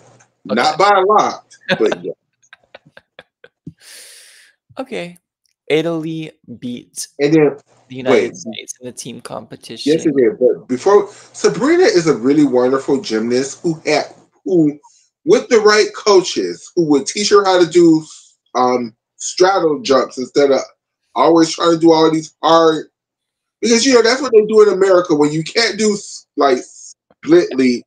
They teach you how to do straddle jumps because normally in America, at least in America and other countries, if you can't do a split, you could do a straddle. Some people have hard times with straddles and can do splits, but some people have hard times with splits and can do straddles. And they just teach them how to do straddles to make up for them not being able to do splits. Who are you shading right now? Like Mary Lou Retton, Dominique Dawes? Keep going. The School of American Straddle. I mean, yeah, so it's just We blame her coaches, not her. like she could be doing like what's a Balamar? Like, isn't that still like an E jump? Like, Yes, and Denisa Golgota, she used to do it. I hope she brings it back. Her like teammate. instead of doing rings, do a Balamar. Like, for all of these girls with these ring leaps on beam, I don't understand why y'all don't learn a Johnson half. It's literally an E still, or something. But Oh, would you be okay if Sabrina tried to do a Johnson half on beam? yes, Okay. Is that what you were saying? I thought you were talking about floor. no talking about beam. Okay. The Boulamar is on floor, though. Yes. I'm looking at the juniors. I'm like, is there anything I want to talk about? I'm getting lazy, you know. I'm just looking for 14 scores. I don't see any 14s. I'm like, Lavi Crane, she did great. I'm excited to see her as a senior. Charlie Bullock, we talked about her. She's great on bars. Seems like Lavi Crane can medal on every event if she hits. Hope she doesn't burn out. And the Exactly. other one I like is Kylie Smith, especially on bars, but I'm gonna keep my eye on her for all the events. Kylie Smith. Now you And know her name. doesn't Lavi's twin sister is the one who has the double scorpion turn on floor? Yeah, I like barely know her. But she wasn't in Jesolo. Mm-mm. I don't think they're twins either. I think she's younger, but I could be wrong. Okay. Okay, Oh. Jesolo, 2025. Let's just say one more thing. Thank you, number one gym fan, for posting the Oh competition my on gosh, thank you YouTube. so much. And I was so devastated when I was watching the live stream. I started a few hours late and I wanted to start from the beginning to not miss anything. And it just like bumped me off. It was like the live stream has ended, no replay.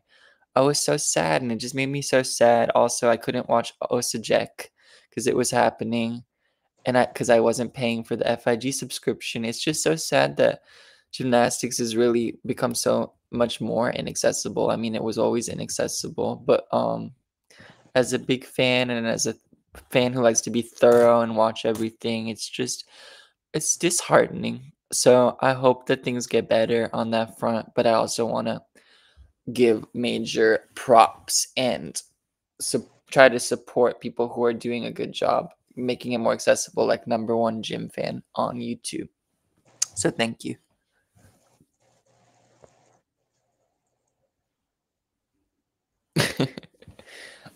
Osijek, Croatia. Was a really good competition too. Um, Jayla Hong medaled on every event except on even bars. Um, it definitely was one of the best vault finals that we've had in a very, very, very, very, very long time. Um, I was gagged that because Valentina Georgieva, I saw her qualifications while she did a Yurchenko 1.5. She upgraded that bitch. And I was shocked that Yulin Min was beaten. I was like, how is Yulin Min gonna get beat when she looked amazing? But I guess what's another crazy thing, I'm so scatterbrained right now. I did not watch any of these finals, mind you. But I will. Um they're on YouTube too. I will. I saw that. I'm very excited about that. Thank you to the people who posted them. Um crazy to me that the winners of the gold and silver medals on vault, neither of them received the 2/10 bonus from doing vaults in different directions. I mean, when you have a great Yurchenko technique and a great Sukahara technique, you don't need no 2/10 bonus.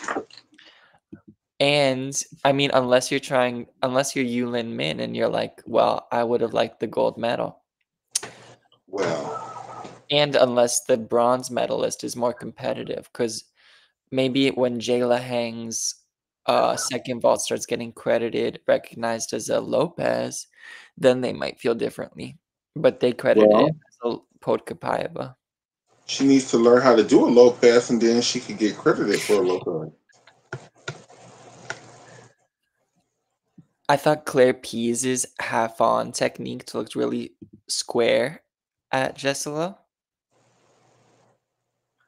You know, it's not crooked or anything.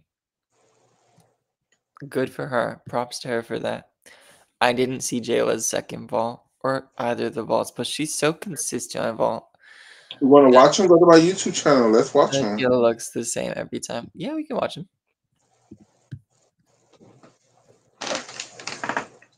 I would love to see Yulin Min.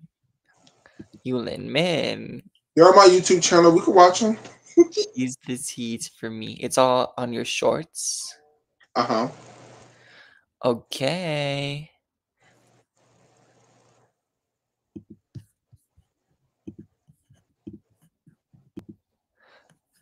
Who is the current American gymnastics club dynasty? Is Pacific Rain coming for Woga's crown? I think Gage, because Gage has so many young gymnasts. Again. What? Gage? Diva, can you make it so it's like a full screen and not like the cropped bit? Or no? Is that too much?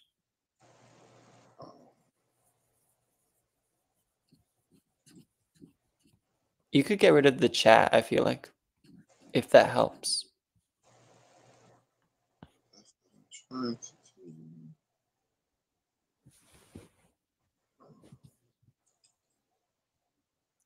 Like right now it's like vertical. We want it horizontal, right?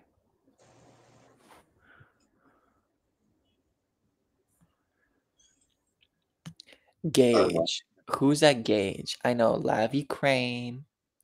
I know Lian Wong. Is that better?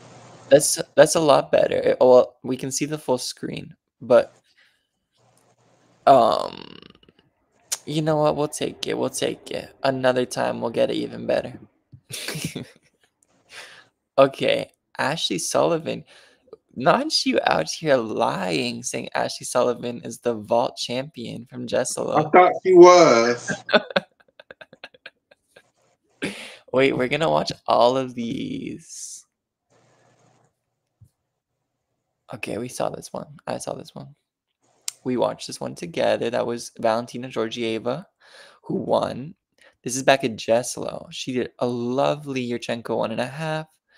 Just a step forward, but it was kind of controlled. And then a pretty nice... Oh, her teammates looked surprised. Maybe she doesn't always land it that well. Giving Vanessa Ortiz from 1999. I remember now that she had a really nice second vault, but like, I don't know why it looks more piked than I remember it right now. But it looks really good, and she's gonna work on it, and it's new for her. Okay, Jayla Hang. Yep, it's like carbon copy. It's the same every time. Do we see her second vault? Mm-hmm. Yes. Okay, she had some directional issues. It looked like she was off to the left a little bit. But that's like, oh my gosh. That's clearly a Ava, right? Like, I know they want to give it credit a Lopez, but that's clearly a Ava. Closed shoulders. Look at those pointed toes, though. Yeah, that's very clearly like a pike. She really pikes it and then she tries to like open it out, but she doesn't even really open it out. I don't know. I feel like I've seen her do it better than this. Maybe it's the angle. The DTY is nice.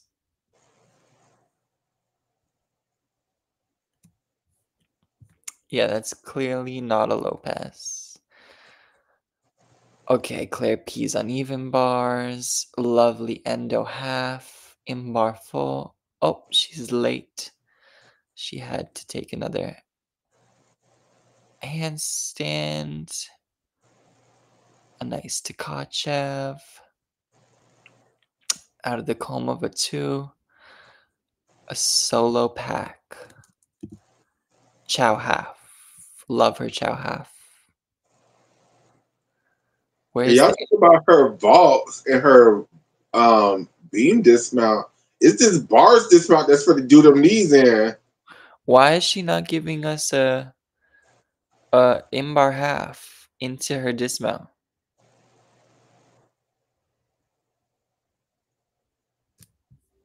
Can you make sense of that? Maybe it's too much work. Okay, maybe. But what is the toe half giving? Like, just do the toe half, then do like a giant swing, and then the dismount. I don't know. Maybe that's an upgrade. She's trying to show for worlds, girl. Yulin Min. Okay, she stuck the Kazumatsu, the Zamolochikova. The DTY was great. Chest was up. She landed upright. The chest was not up on the double, the first one.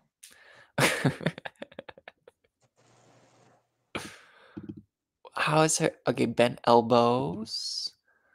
She twists a little early. It's good. It's good. Okay, maybe upright was an exaggeration. Was that all we were supposed to see? Was there something else? Let's watch, since we're at Osijek, go to my videos. Let's watch Ethor's beam routine. The Oh my god, oh, yes. And what oh, did you think about Yang Fan Wei? we can watch her bar routine too. Did she finally not fall or did she fall? She fall, but I think she still won. She I'm looking at the results and she won. I want to see the qualification. Oh, qualification. On bars, Jayla scored a 13.766 in qualification, and Yang Fan Wei scores a 13.766 in the final to win the final. Oh, you have Jennifer Williams beam. We have to watch that.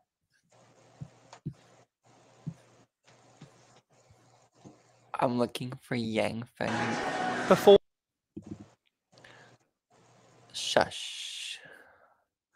Okay, gorgeous leotard. Healy. So she does not get deducted for like straddling to avoid the low bar, does she? No, that's a proper technique.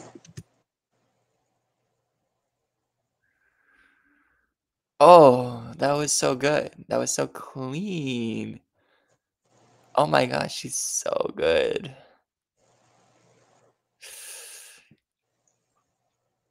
How can you not be impressed with this bar work? Like And that is the it's best Chinese Van Leeuwen ever. I mean, why just Chinese people? What about gymnasts? Who has And a better really, Van Leeuwen? Riley McCusker really had a good one.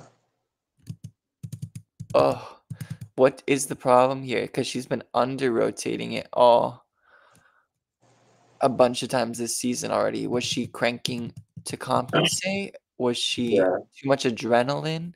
Should she switch to a full in instead of a full out? The way she does the full out is so pretty though. I love a full out. Can you see I my think mouse on the screen? I think she's just too close to the bar. That So might just be it. Can you see my mouse on the screen? can I? Well, anyway, her teammates' reactions down here in the green were really funny for her dismount.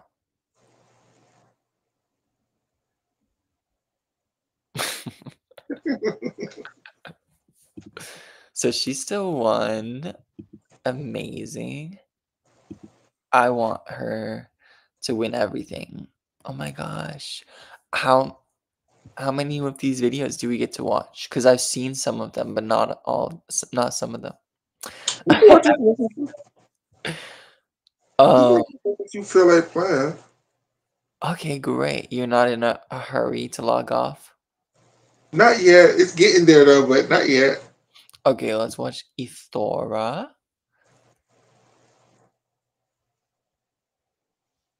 Okay, secure mount. Can't believe that mount is a D. Feel like it should be a C. I do too. But there's a lot of things that should be a C that are D's and on balance me. That was like a C C. I don't even know. B? What is the Y turn? Uh-uh. A B? All C's, 3C skills in a row. So That's crazy that the Y turn is a C. But okay. why would the L turn be a C but the Y turn be a B? I think they should both be Bs. Oh wow, okay.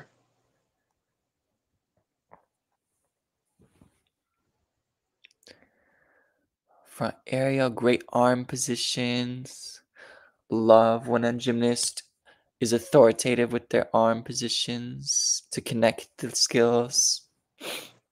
Feel like the judges really eat up her choreography. They just like that she's like trying something and committing.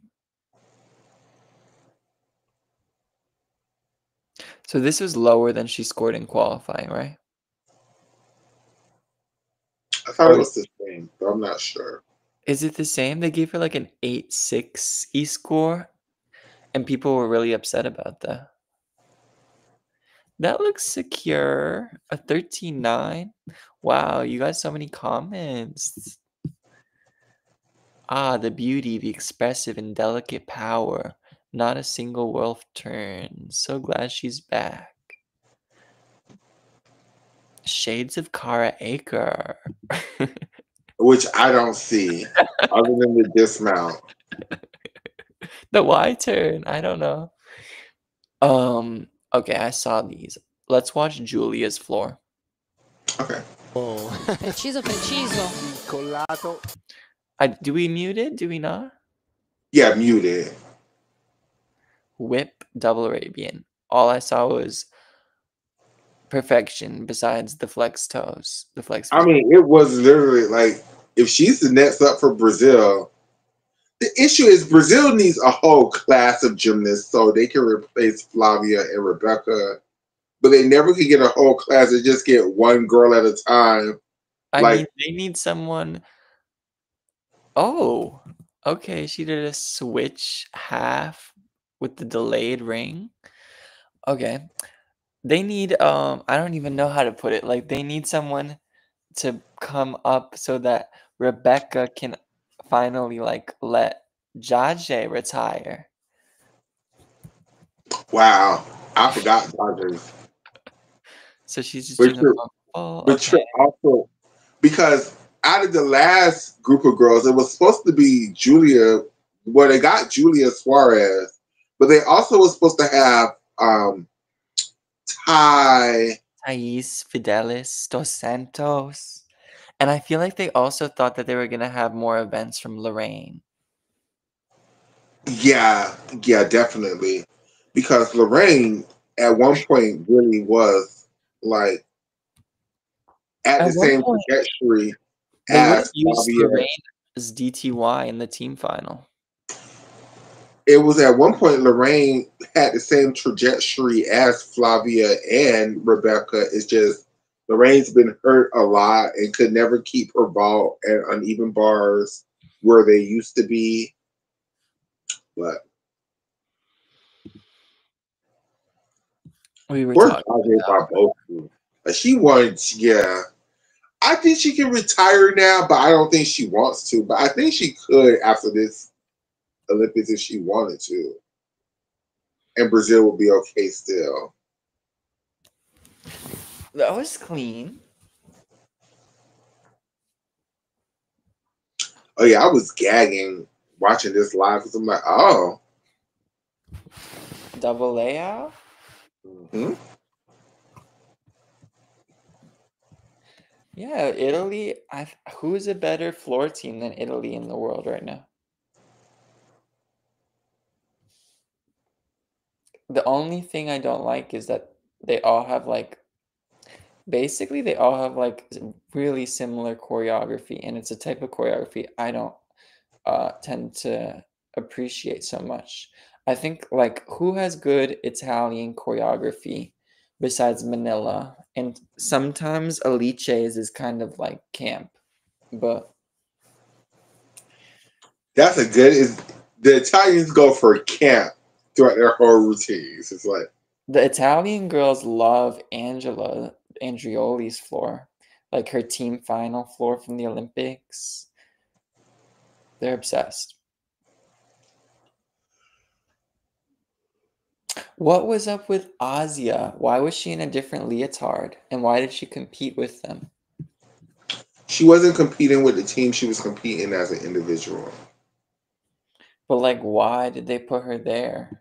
Why can't she go with the other team? Why is she an individual? Why is she competing? I mean, like the Brazilians sent like 10 girls here and they did the six on the team and then they had the other girls rotate with other teams to Oh, get scored. see, that got lost on me. I didn't understand. Okay, 2 more routines. Can you survive? Oh, 3 more? Sure. Okay, Simone Rose, Jayla Hang, and Jennifer Williams, all on balance beam. Okay, the switch leap mounts. That's a D. Oh, Simone, what was that? That was short of. Yeah, what was the mount? You're talking about that was a D. Did you see a mount? Go back. Yeah, That should have not been credited at all. but the second one was even worse. What? And it was on the beam. What was going on? It's not usually that bad. The one on the beam. Am I tweaking, or was that really, really not good? That was not good. And was she trying to do her jump series? Like, who does a single switch leap? Like,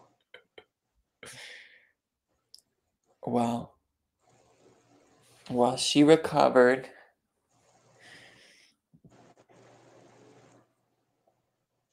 well, Simone Rose reminds me of somebody. I just don't know who. Let the girls be original. Everyone reminds you of somebody. They do.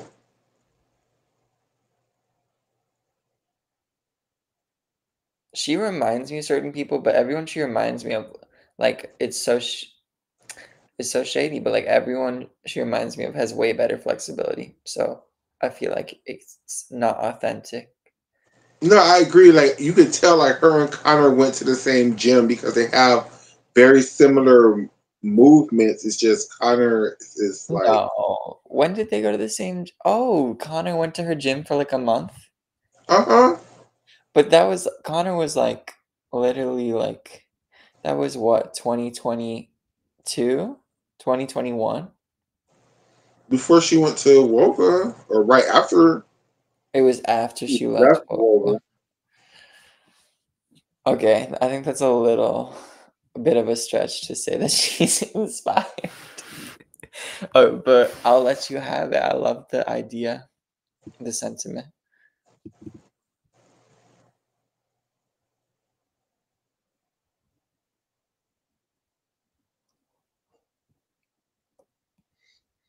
While So we're watching Jayla's on Beam, how do you think Jayla compares to the Jesolo team? Where would she fit in, like, if they were sitting in the world's team?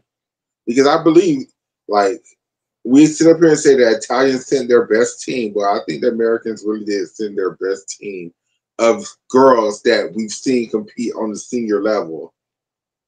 Wow, that was like pretty precise. Really, you think so? You think her splits are wacky doodle? Yes. Well, anyway, she didn't wobble is all I meant. Really. It's giving Sean Johnson. It's like, No, it's much better than Sean Johnson to me. I think Jesolo would have been the top American at Jesolo. yeah. That's why I don't think they sent Jayla to Jesolo, because I think they think Jayla is better than those girls, even though she doesn't have the performances to.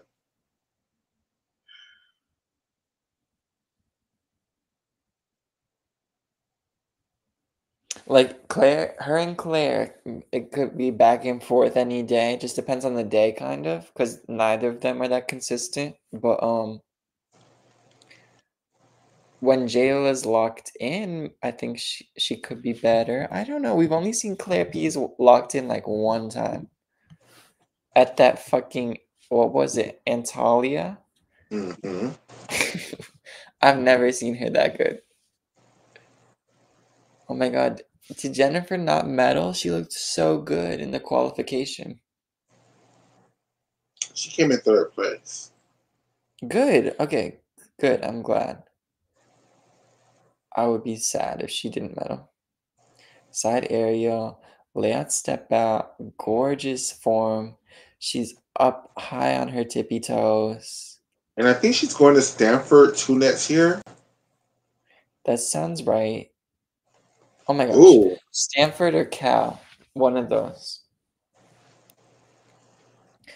Okay, beautiful switch leap, but the switch half. She saved it. She has great flexibility and great extension, fluid movements.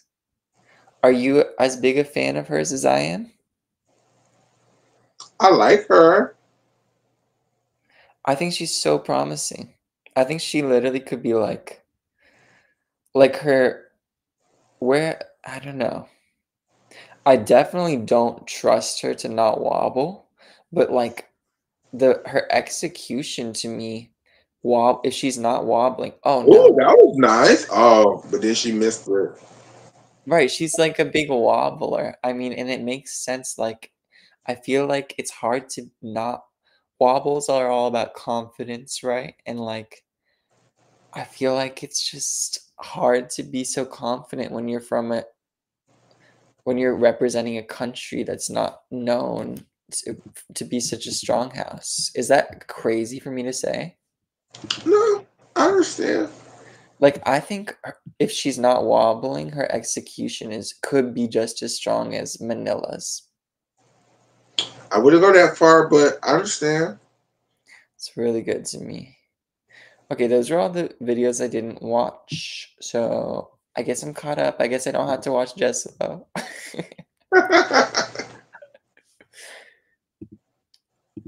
um, yeah, so like I said, I really enjoyed Osijek, but I enjoyed Jesolo just a little bit more. I don't know why. Maybe it's because I didn't have to watch the men. I'm not sure, but yeah, Jesolo was real good to me. I wish I liked him more than I did. I haven't really had a so far my favorite gymnastics competition of the season has been it's so random. I think it was like the what was the second World Cup? There was Coppin, it was Baku, the one where the Japanese did well. yeah, Baku. The Baku bars final. That was like the most hype I've been about a competition this whole season. I don't know. I'm just not into it for whatever reason. And part of it is like that it's inaccessible to watch live. Like I love watching gymnastics live. So let's see when I can catch a competition live and maybe that will change. You know, there is a big competition this weekend that you should catch live, which is the NCAA championship. I probably will watch it. I will probably try to watch it live just because that will be fun and it will be. I hope I get to talk, if not like in a spaces, like in the chat or whatever.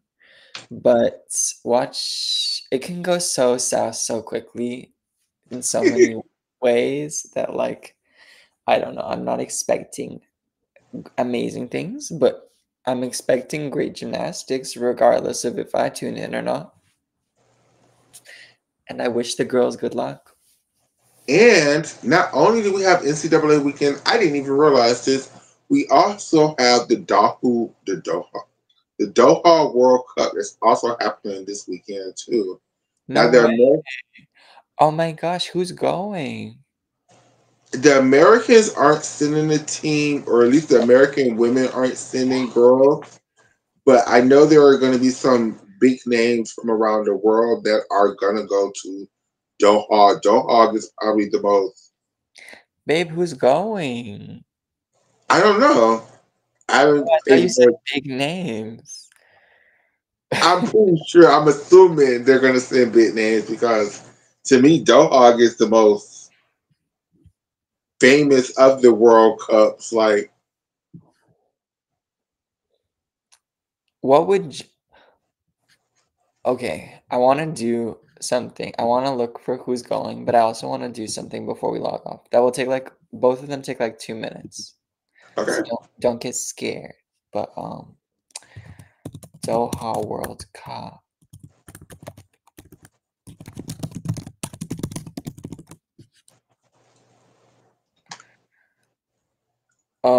April 14th. This was yesterday. Oh, it kicks off tomorrow. Did you know that? No. Yes. Okay. I'm just looking. Okay. Well, that would make sense because they would do qualifications Wednesday and Thursday, then the actual competition Friday and Sunday, Saturday and It Sunday. says 16th through the 19th. So 16th, Thursday, Friday through Saturday. Is that what you said? Oh, so they're gonna start. Oh, because Sunday is Easter, so people don't do things on Easter. Could be it. Could be something else. I don't know. You All right. all will be celebrating Easter. I will be celebrating 420. So we are not the same. I mean, some people will be celebrating both. Artur Davtyan, the great vaulter, is going to be there from Armenia. From China, we're going to have Yo Hao, Zhang Yihan, the Olympian, Zhou Yatsin, Olympic silver medalist on beam. I'm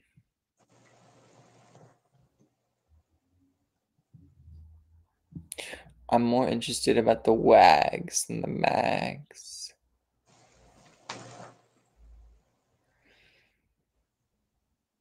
Oh my god, Nariman Kurbanov. I love him. He's like a really good pommel horse worker. He'll be there. He's like my favorite pommel horse worker.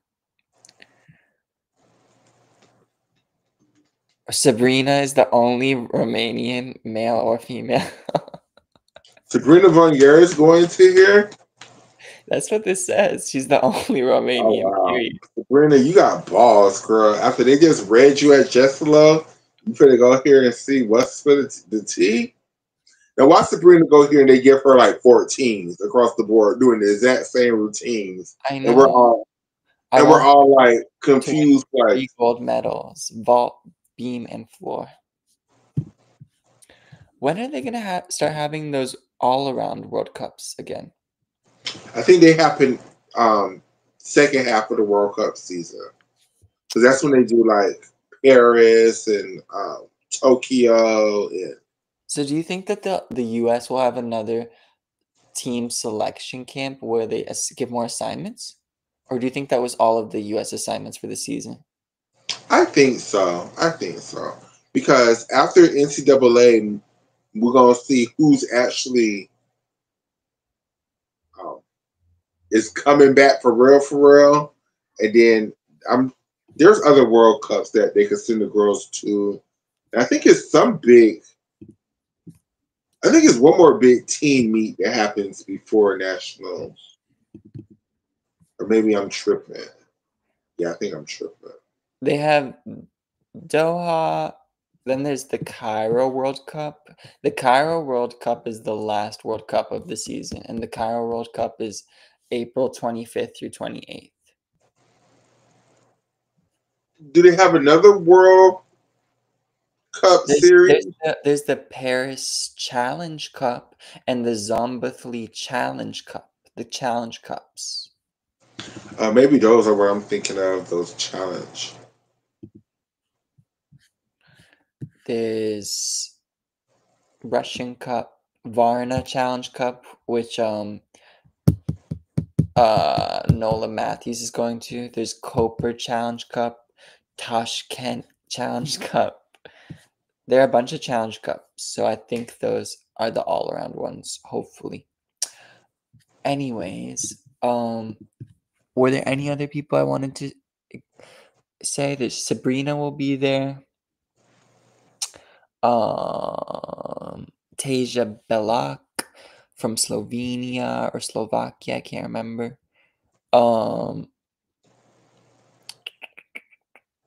That Ukraine is sending Chiperny. He's a great vaulter. Diana Lobok, Paulina Diachenko. You know I love the Ukrainians. Uzbekistan is sending Chuso. Of course.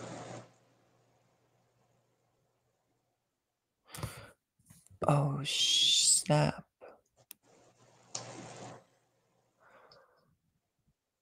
Kalian Namor is going, apparently. Oh, okay. Wait, let me just see. That might be an old... I think that was an old list. I think she's off the list now. Okay, that was the list. The other thing I wanted to do for fun was just look at where Jayla hangs. If we put her best scores from Osijek, where she would be in terms of the best all-around scores for the season. Okay. So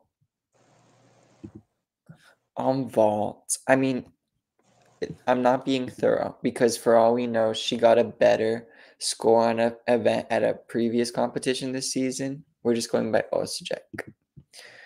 So she gets a 14.033 on her vaults. Then on her bars, in qualification, she had a 13.766. Beam final, she got a 13.766. That's a pretty good score. And floor, she got a 13.466. Now let me just double check her qualifications. She had a 14.066 on vaults. That's a little higher. 13.766 on bars. 13.8 on beam. And I remember her floor score was less. Okay, so 2025, the top scores. Top score is still Colleen Namor from Top 12 Series 4, which is like a French meet, 56.032. Now, if Manila hadn't fallen at Jesolo, she would have like a 56.750 in theory, which is way higher. So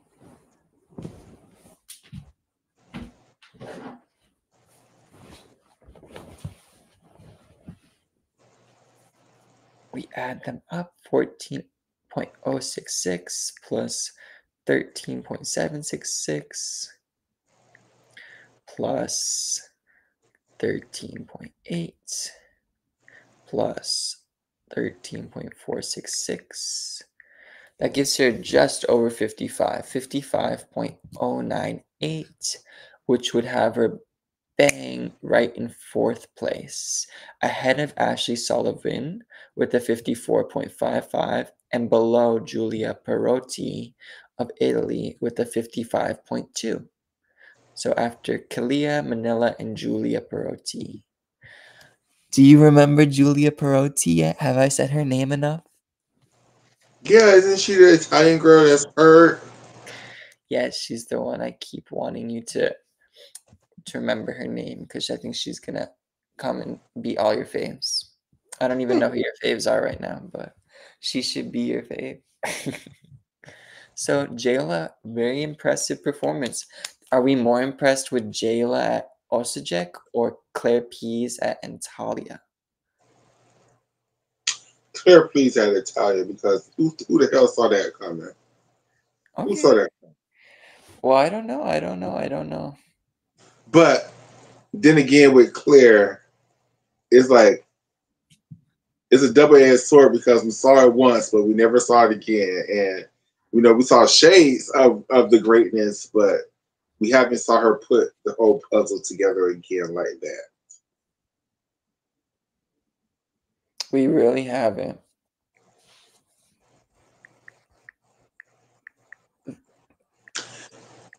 And again, I have to keep reiterating this. The issue is with this world team for all of these girls is we don't know what Jordan Childs is going to do. We don't know what Leanne Wan is going to do. We are assuming Sky Blakely, Kelly Jesolo is not trying. Jay Carey said she wasn't trying, but who knows? Connor said she was going to try for this world, so that's one name that we got to look out for. Who's said she is trying for this world?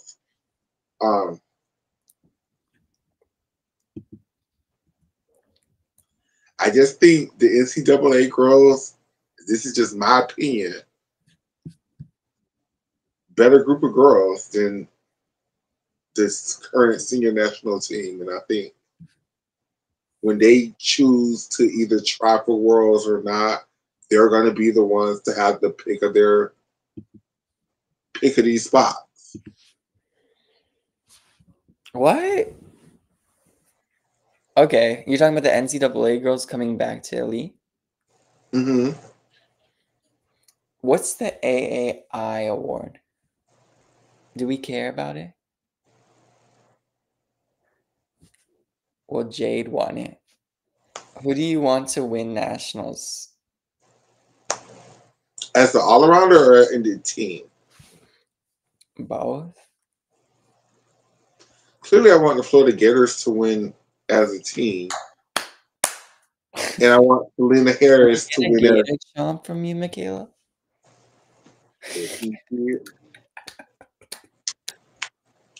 And I want Selena Harris to win the all-around to shut them bitches up. Ooh. Just to shut them bitches up. People will be so mad. Yeah, okay. Before we end the show, we finna end the show with some messiness. So if y'all here for the Love Gymnastics mess, here you go. I saved it for the entire show for this mess. Gina Childs, I love you dearly, girl, but you know who the Miss CEO of gymnastics is, girl. Don't do this. Who said Jordan was the CEO of anything? Gina. What? I didn't see that. You didn't send it to me. Gina, what were you saying? I guess Jordan have a new line of something coming out or whatever. And, she did an interview about it. Like, yeah, I'm the CEO of my company. And then the interviewer was like, okay, Miss CEO. And then Gina was like, oh, so that's what we're going to call Jordan for now on. She's going to be officially named Miss CEO. And then the Gymsnet was eating her down. And this one, I can't even defend. We all know who Miss CEO is. Like, come on, Gina. Oh my Jordan God. Imagine Leanne at UCLA. It probably would have been a better fit for her gymnastics, actually. I would have rooted so hard for her. It would have been effortless. What is Perfect. Misha saying down there? We don't care about JC, either of them. Who's we? The Tigers?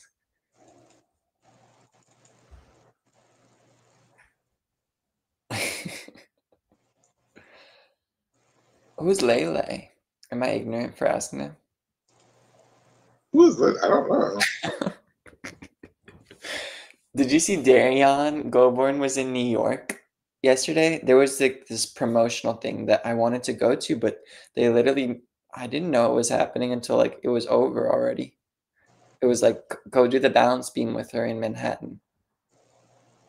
Was she promoting her wrestling stuff?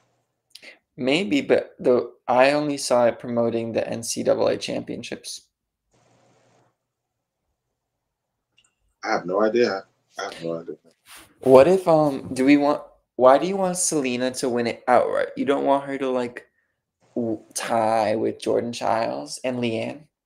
No, I want Selena to win the outwork so them bitches can be mad. Okay.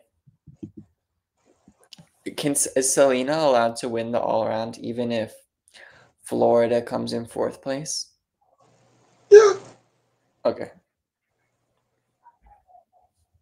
Yeah, it would do me one better if Florida came in 4th place. UCLA didn't even qualify to damn finals, and Selena won. As long as Florida beat UCLA, I could talk shit. Name one gymnast who is most likely to sweep all of the event titles. Jay Carey. Okay.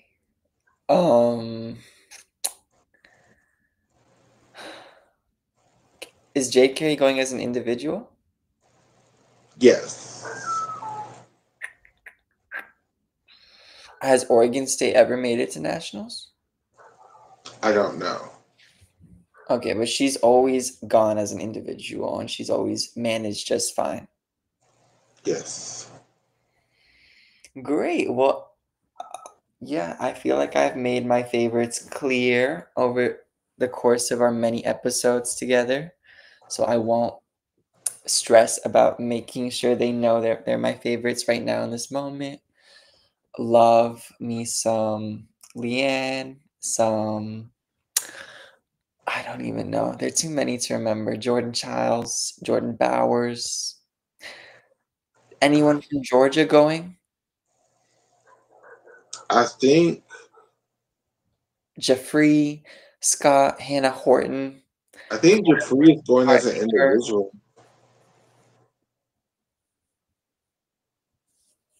I really want Hannah Horton to win the vault championship.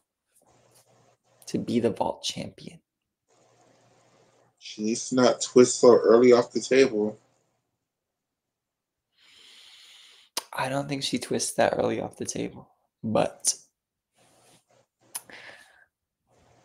we can agree to disagree. And with that being said, I think we're done. You know it's coming. You know it's coming. With that being said, we are going to end the show today. We really did cover elite gymnastics for 3 hours. And I'm so glad because tomorrow we're going to probably be on for another 3 hours just talking about the NCAA because literally the NCAA championships. Just preview it? Huh? Just to preview it? Oh, yeah, because we got so much to talk about with the NCAA, bitch, because... What? I thought we just covered it all in like 5 minutes. No. What is there to preview for 3 hours? So much to talk about. Look, Oscar as an NCAA hater, don't pay him no attention. Tomorrow we'll be back to talk to NCAA, to give our predictions, to talk shit, to talk about the individuals, to talk about who we think is going to win each event. I think it's going to be the Jay Carey show, basically. And yeah. And then we also have Doha. So I have more information about Doha by tomorrow because I forgot that event happened. Yeah, I'm going to get ready and prepare myself to go to work tomorrow morning. Once again, Happy birthday, Shayna. Oh my gosh, thank you for reminding me. Happy birthday, Shayna. Sorry that wasn't the first thing out of my mouth today. Um, we love and appreciate you over here. Your spicy takes with LSU really has made this damn NCAA season a lot. Because you and Nisha, no tea, no shade, give me some people to go against. Because I'm like, oh, girl, I hope somebody do something, bitch, so I can get up there and talk shit with Nisha and Shayna every week. But I love you dearly. I hope you're having a wonderful time for your birthday. Yes, sending you so much love. I know Nisha gonna kill me, but I'm gonna do this too. Everybody, we sending prayers and thoughts to Nisha, whose family was affected by the tornadoes last week. Um, Oh, I'm so sorry to hear that. Sending you lots of love and your family, Nisha. yes. Um, Special thoughts and prayers to Addicts, who is going to the NCAA championships this week. And every time he goes to the NCAA championship, we always have a time. So hopefully, this time is not a time. I mean, a time in a good way, not a time where you have to deal with some BS. Yeah, I hope Uh, he has the time of his life. Shout outs to John Perry, who also recently had a birthday recent. Oh my gosh, you so much news. Thanks for sharing. Happy birthday, John. Um, I think that's it. Is Addix the only person you know going to the championships? The No, I should stop. NCAA ones? Addis is going. Is Shayna going? Shayna is not going anymore. What? Yeah. I'm shocked. Who else is going? Tiki is going, so I'm praying for Tiki. Tiki and Addis going Yay. together. Oh. Well, anyone who's going, I hope you have a really fun time. I And I hope think you Toy stay safe. Lawyer might be there, but I'm not sure. Oh, my friend, what's his name? Is it Jacob?